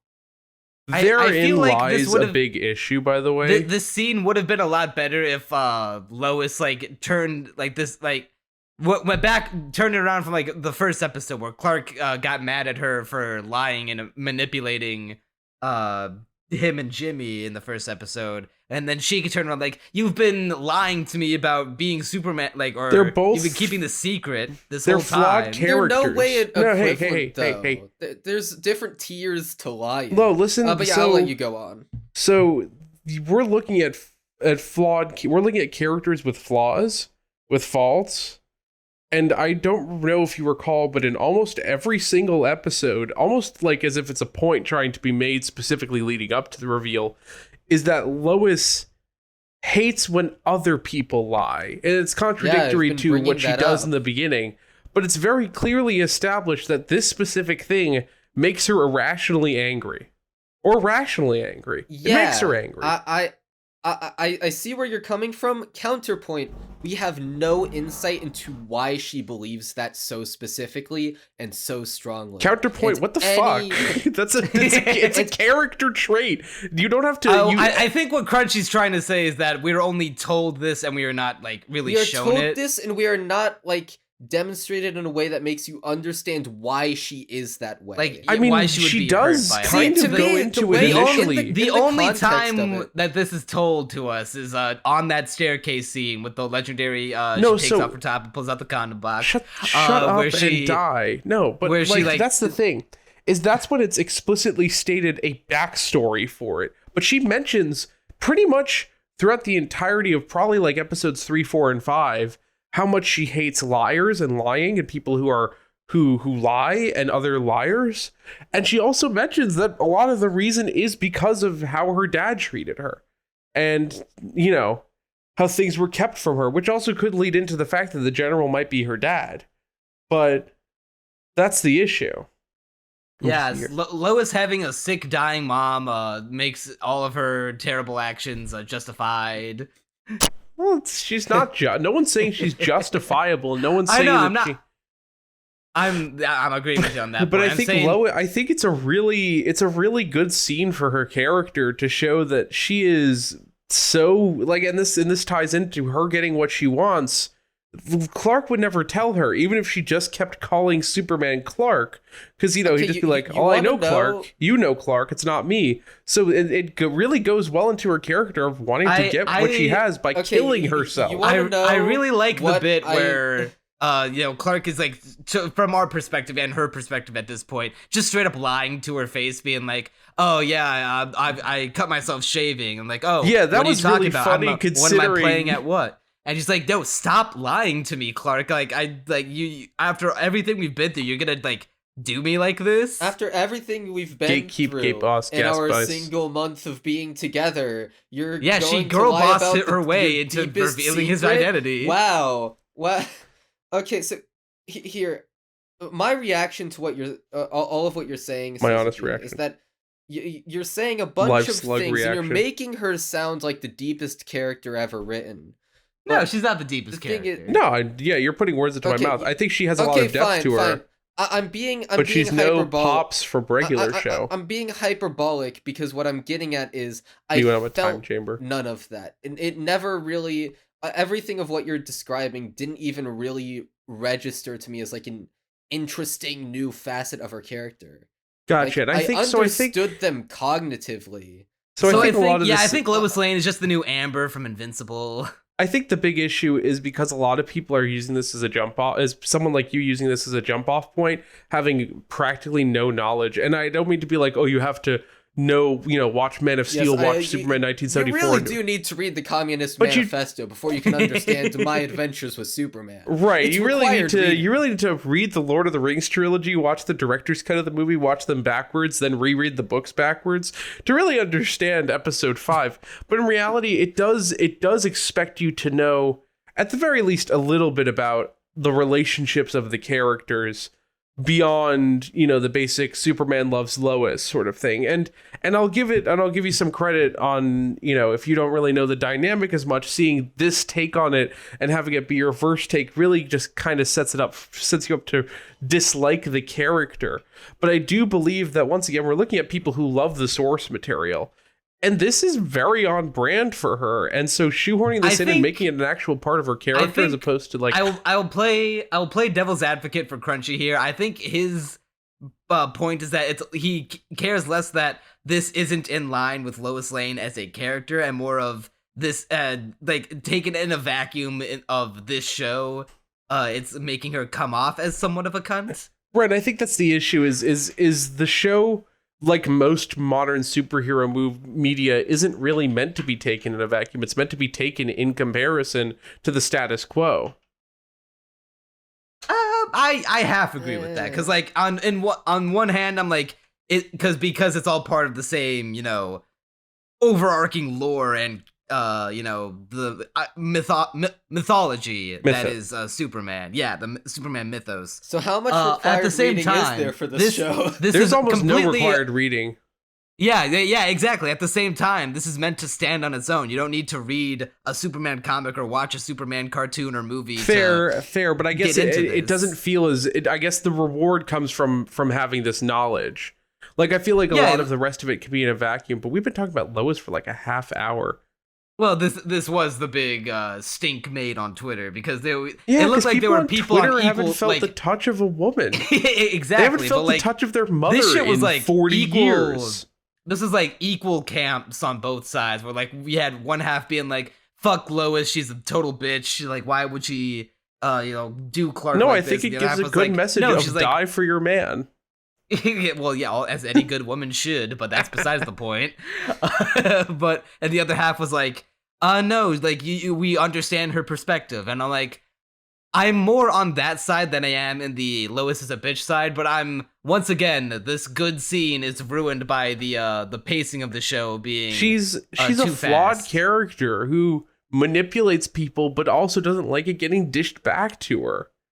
And I think that's a really silly character to have us have to empathize with and be around. Because she's not manipulative for the sake of being evil. She's not a bad person, but that's just the methods that she uses. So like she manipulates Superman into saving her, but not to expose Superman as a fraud, but because she feels like she's been wronged. Yeah, And I think- I know I what joked about this Syzygy- earlier, but anyone who unironically thinks this is exactly like what Amber did to Mark in Invincible needs to die. Yeah, Amber was just. I have no idea what happens in Invincible, so Don't worry I have about it. No thoughts. Don't worry on about it. that. We'll get Syzygy back on for before Invincible Season 2 comes out. We'll cover Omni-Man that. is in Mortal Kombat, and he will beat the shit out of Homelander, who, by the way, is the weakest Superman clone ever put to print. And I'm counting Bizarro, Sentry, Blue Marvel, Omni-Man, Icon, Superior. I can go on for about like 2 more things before I die. So to put one last Homelander's bow a on bitch. the Lois Lane episode 5 ending conversation, Syzygy, what would make the scene work for me is if everything you said about Lois Lane's character is double the episodes before the scene happens, and everything you said about her character is explored in some modicum of depth. I mean, I Then guess the scene is justified to me. I guess I exactly. understand that a lot of Penultimate the issues. episode and whatnot. At least you have the thing of this would be good a little bit later. I think most of the Twitter outrage is I hate women. You know what made the scene perfect for Isaac? Well, yeah, though? a lot of If she people was being like, naked. "This is not Lois Lane. Lois Lane does not look like this. Lois Lane does not act like this." Right, I except think- for I all think the there's clips an you can look up where unfortunate she definitely acts like amount. this. Yeah, I think there's an unfortunate amount of racism and misogyny in the quote unquote comics Twitter, and I call that in very heavy quotes because those are the people who are like Miles Morales is not Spider-Man. Where they're like, how dare they make these characters different than what I believe they are, you know?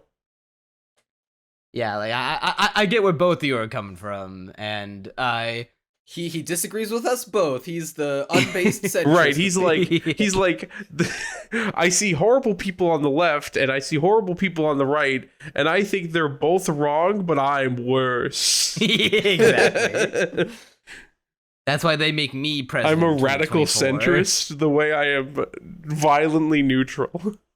I'm a radical centrist, and I do. He a has kickflip strong off of feelings a both skateboard. ways somehow. I think Democrats and Republicans have equal points on some things, and then do a fucking half pipe trick. I'm a radical Radical. centrist. There Can are we make good that a people on character? both sides. and then the guitar solo from Bad to the Bone starts playing. He's just like Superman by Goldfinger Fuck playing. you, Hey, not they Duke tied them Nukem. back together. I'm a radical centrist. I think both policies are okay. Dude, Can we make that a character? Duke Radical Nukem, but he centrist. has no political opinions. I don't care about your politics. I want a fucking alien. Do do do do do do do do. This is we're just Got off coming the up rails. with the greatest. It's perfect because the comedy last thing I character want to argue of all with time. is Jimmy S 688-43928 on Twitter about this. Because I think by and large, people online are stupid. Either they don't know enough and claim, you know that meme where I'm trying to find the chart. I think it's like the Myers-Briggs chart. I don't think it's actually called that. It's the Dunning-Kruger Myers-Briggs chart. The Dunning-Kruger chart. Yeah. I think all of Twitter is in that middle. Where it's like someone like Crunchy stupid. Bagels who knows nothing. He's like, I think this would be better if it was expanded upon a lot more. And I'm like, I think it's pretty good. You just have to think into it. And I'm on the other end. And then the middle is like, I hate women. We're like that. Like, that's the discourse. Are you saying I'm not in the middle? No, you're so. I have bad news for you, late adopter. You're in the. I'm in the I'm middle. talking about like with the hating I'm talking women. about like superhero knowledge and stuff like that. Yeah.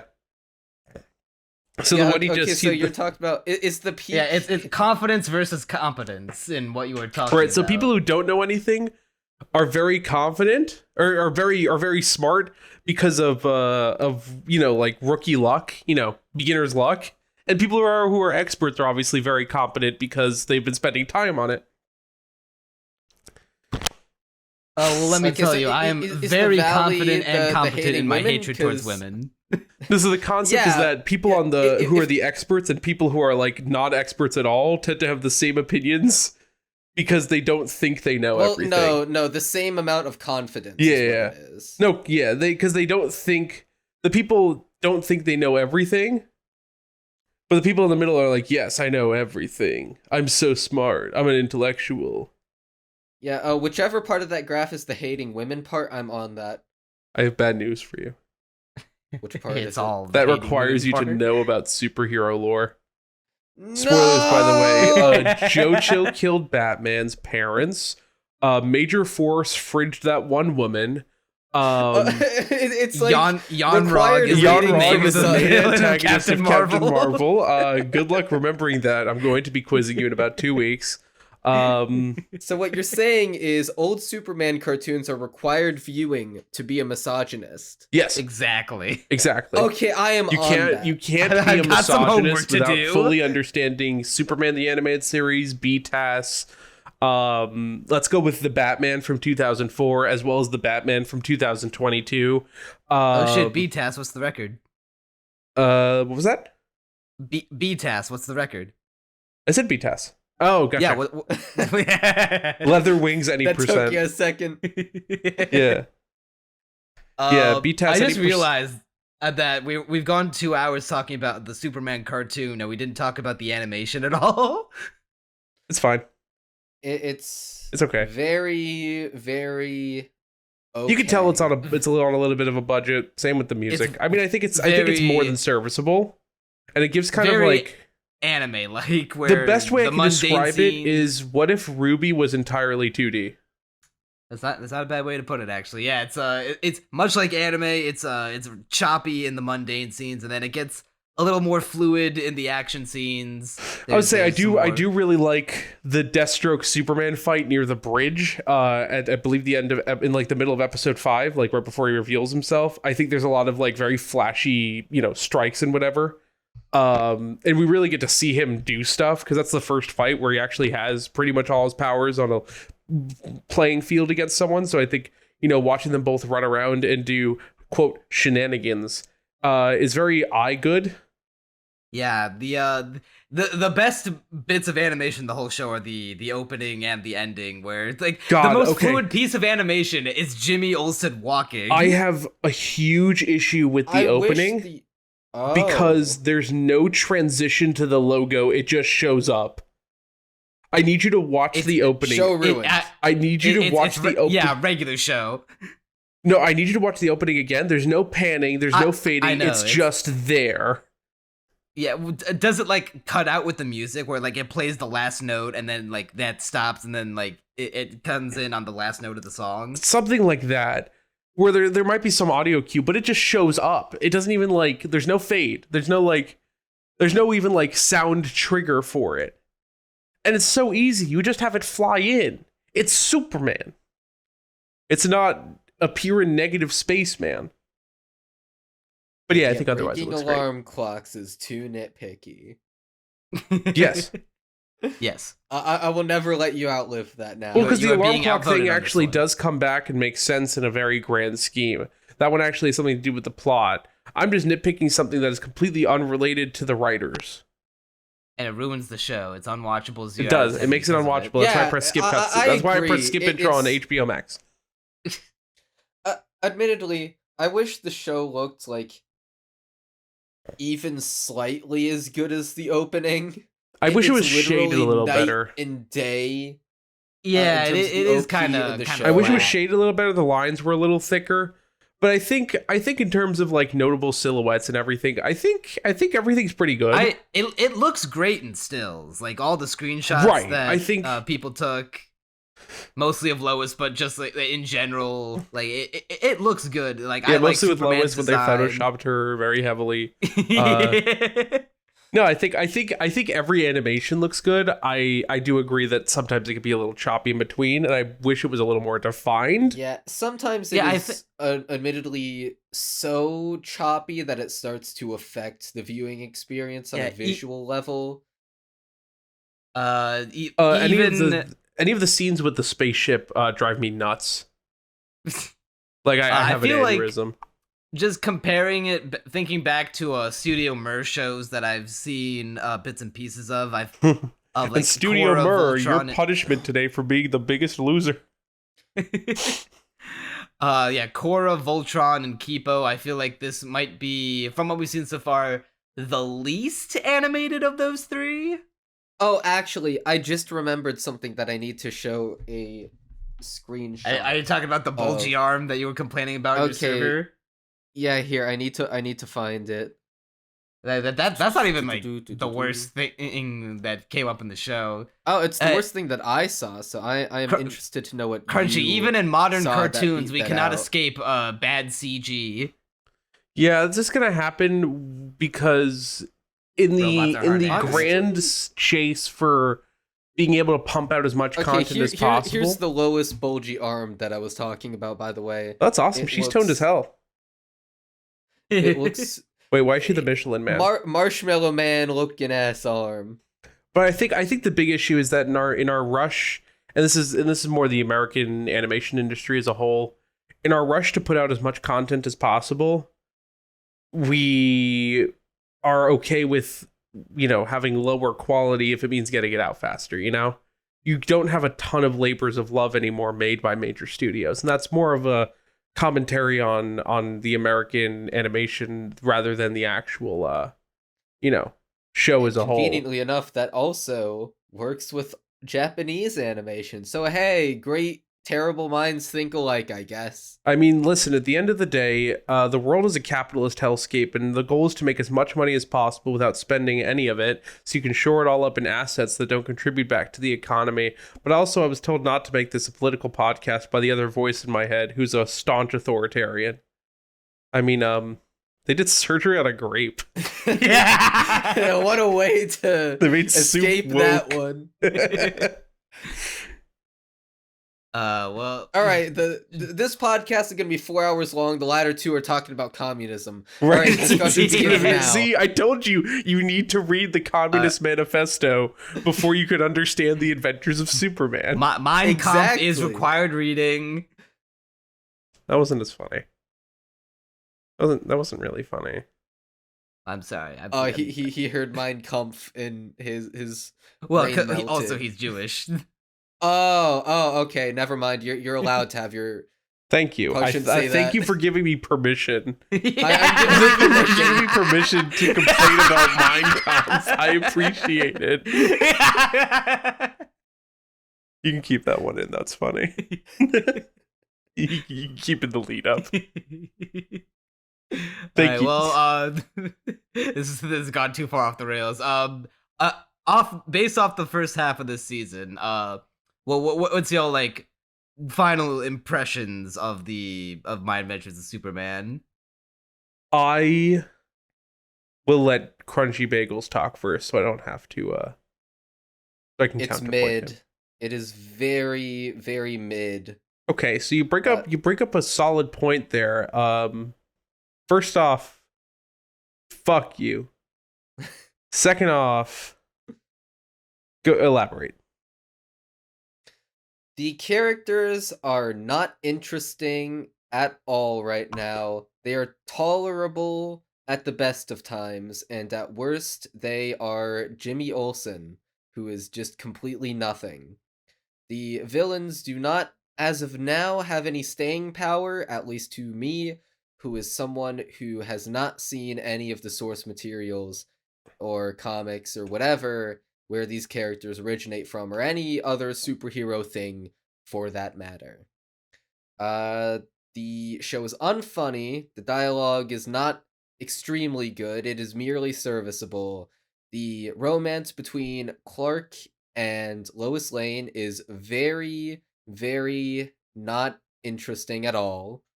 The end of episode 5 was infuriating, and they should have built up to it way more. They should have built up their romance way more.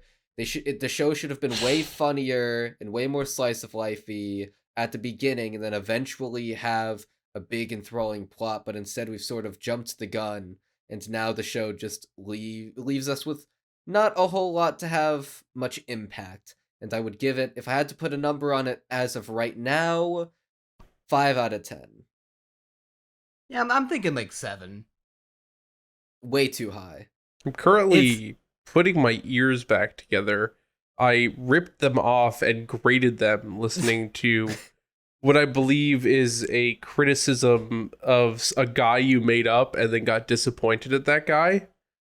I think the show is phenomenal. I don't think like greatest show of all time. I don't even think my top 10 superhero shows, but I believe it is an incredibly fresh look at a bunch of characters who we're used to seeing in literally high-flying, super high-action, citywide scales exist in a much smaller space, a much more human space than, you know, Man of Steel or Superman the Animated Series. And I guess that's something that you wouldn't necessarily know specifically, but I do really like that they're trying to keep these characters, like, interesting, and they're trying to make them interact with the world and not have to fit the character model and the character stencil into something that doesn't belong there. So, I mean, listen, I've seen the next episode. It gets better. Can't say that for Neon Manta. But it gets better. I do believe that all of the characters are building up to something cool, and I do like the mystery of the general. And I'm someone who knows enough about comics to be able to kind of give pinpoints. I don't know who it is. Like they're I setting didn't even up. know there was a mystery. I just thought he kind of existed. I mean, he does. Oh my god, we didn't talk about Amanda Waller. She doesn't do anything. Yeah, you're Like right. quite literally, like Task Force X is the main antagonistic force, but she's just there because she is in Task Force X. She hasn't done anything yet, but the general It's interesting that they call it Task Force X when that's supposed to be the Suicide Squad, but they're not the Suicide Squad. No, that's what they're called in the comics. That's the official No, name of the I know. Suicide Squad. I thought the Suicide Squad was like officially, yeah, they're called Task Force X, and the Suicide Squad is just their, their gang name. That's so they're officially But, like, Task Force X. They're not even like ex-criminals, like being forced to like do things because they it's got bombs supposed to in their be. heads. It's more of a descriptor of the team. It's not really the team name themselves. It's not like when Will Smith said, "What are we? Some sort of My Big Fat Greek Wedding too?" Like that didn't really happen in the comics. Like they were like, "You're a fucking Suicide Squad, effectively, but your name is Task Force X." But also, we're looking at 3 people. No one else has been established yet as being part of it. But yeah, I mean, like, did you not even focus on the fact that when the general showed up, he was like unkillable, teleporting, and was causing Superman to have flashbacks? No, I picked up on that. I was talking to Bagels because he's like, "Oh, I didn't even know there was a mystery." Oh, like my brain hazed over for a second. I mean, I guess you're fine, but that's like the big thing is like, I why are... genuinely do not know what you were talking about. My mind was elsewhere. Oh. Oh, So, just I mean, now? Okay. there's a big mystery of what even Task Force X is doing, because it's established in episode 1 that Livewire has stolen this tech from them. I got that mystery. So, but we don't know why they are the way they are, why they have this how do tech. they have this? There's a lot possibly of stuff that's Kryptonian building up tech and a lot of questions first we don't have place? answers for. I was talking about the general's identity. I mean, I guess the specific identity doesn't matter as much as what the hell Task Force X is doing as a whole. Because we have an antagonistic force that has not made their motives explicitly clear. In fact, when they chase down Heatwave, they're specifically told to get Heatwave. So Superman's a secondary target. He's just caught in the crossfire. So I think there's a lot of stuff that they still have left to expand on. And I'm actually genuinely excited for everything beyond that. I mean, can I spoil the ending of episode 6? Preferably not. Yeah. Okay. But There's a gay I monkey. do. Yeah, there is in fact a gay monkey. I have heard about that. There. Well, I'll also take that as what. He's dating a robot. A gay robot. It's definitely doing the modern cartoon thing where it's starting off it doesn't make the greatest first impression outside of like the Owl House, which I think did this like way better. But like a lot of cartoons that I love don't end up having like the best first episodes, or at least the best first few episodes, like Steven Universe, Amphibia, that kind of have weak starts, especially when you compare them to what they go on. It's not a weak few episodes, it's like 108. Fuck you. Nothing starts until then. It's all filler. What the fuck are you talking about? But no, I think one of the big things. It's all filler, and then it starts. This is one of the first new animated universes in a while, since I think like Beware the Batman, which was a short-lived show like a bajillion years ago that actually has no connections to anything, and so it has to like really take this first few episodes on top of the fact that, you know, it's an American cartoon, that to really reestablish the rules of this universe and the rules of the characters. Because, you know, while most things have meshed over fine enough, the dynamic between Jimmy, Lois, and, you know, and Clark are relatively similar to the ones they have in the comics. And, you know, villains are villains, heroes are heroes. But, like, you know, Slade's a himbo, you know, I think I'm is huffing some copium just because this is the first modern cartoon to get people talking since the Owl House ended. Because, like, I can't think of another one that's Invincible? come out since that.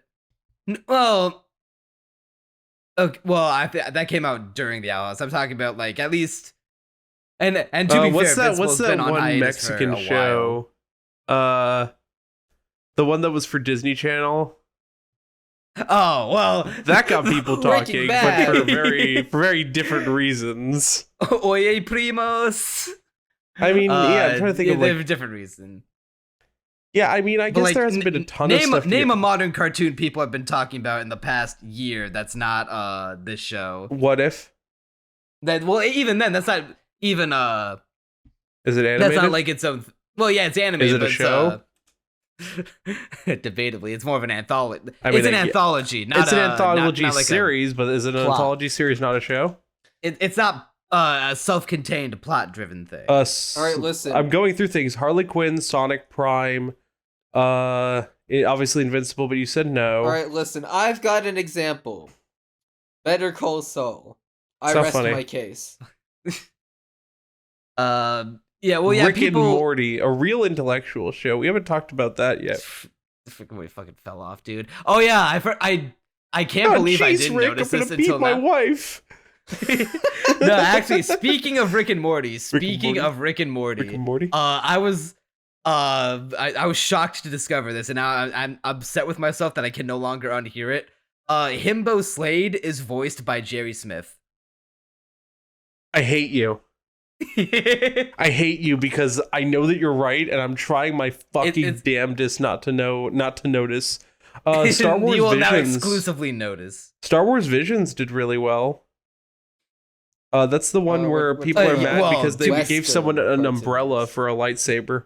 To be fair, that's also another anthology. I mean, I guess. And that's also anime. Well, the Clone first season was High- anime. Clone High came Second back. That's a reboot. It's continuation. I mean, I Futurama. guess. I mean, like a new cartoon that like has gotten people talking this early. Like it took Harley Quinn at least a season for people to like talk about. Even Teen then, Titans Go it's kind of niche. was talked about within 1 second of its reveal. I'm talking something that reached like Amphibia or Owl House or She-Ra levels of people talking about it to this extent. I don't know, honestly, if I met a person who talked about any of those 3 shows except for you. Well, maybe it's just because I put myself in that sphere, but I like as someone who Oh, puts 'cause you himself love in like the the balls. Western 'Cause you love balls. animation Because you love television balls. sphere. It's because you love balls. I was spheres, not balls, but They're spherical. Spherical. As someone who puts themselves in that sphere often, from my perspective, this is blown up, and that's why this podcast will get 1,000 views.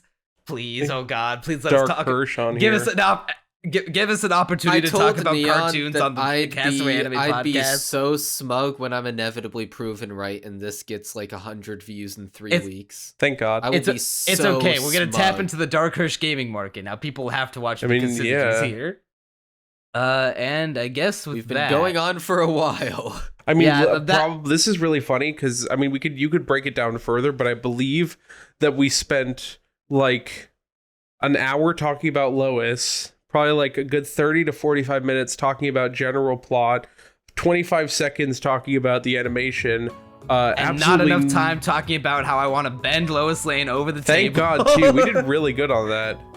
And Yeah, absolutely. again. And absolutely 0 time spent talking about music. There was no. It's fine. What music? It was Oh, maybe his internet went out.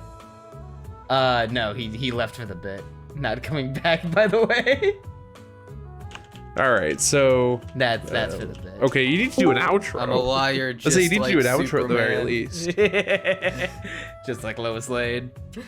All right, well, if you want us to do the second half of the first season, we're gonna do it regardless. But please engage with us in literally any amount. Marry like the me. video. Help prove me right. Leave a comment. No, prove Crunchy wrong. Crunchy's wrong about You the want show. to enjoy and he's this. You wrong want to about- see the gay monkey and the brain in a jar kiss. Exactly. I promise you want to So, see it. I don't actually If you want to think see they the kiss. gay monkey and the gay brain kiss in a jar kiss, leave After a like, creating a black comment. hole. Well, okay, well that's just spoilers now. They're not villains, Yeah. don't worry. They just Leave they a just like. did it because it was funny. Leave a like, comment, subscribe. Jesus Christ, please watch the fucking podcast. If at the very least, follow me on Twitter out of spite, and then not do the rest of those things. Yeah, That would you be can follow really funny. Yeah, you can follow Syzygy and his Twitter linked description below. It's also gonna That'll be do right it. here. I'm gonna have a picture of it. Neon Manta's gonna post a picture right here of my God. profile, and if he doesn't, I'm going to go to his house and say things that are very unsavory to his mom. I'm really gonna out her like that. Well, that'll do her for this episode of Castaway Anime. I'm Neon Manta, And I'm Crunchy Bagels. And I want to die. and you'll die next time. Thank God.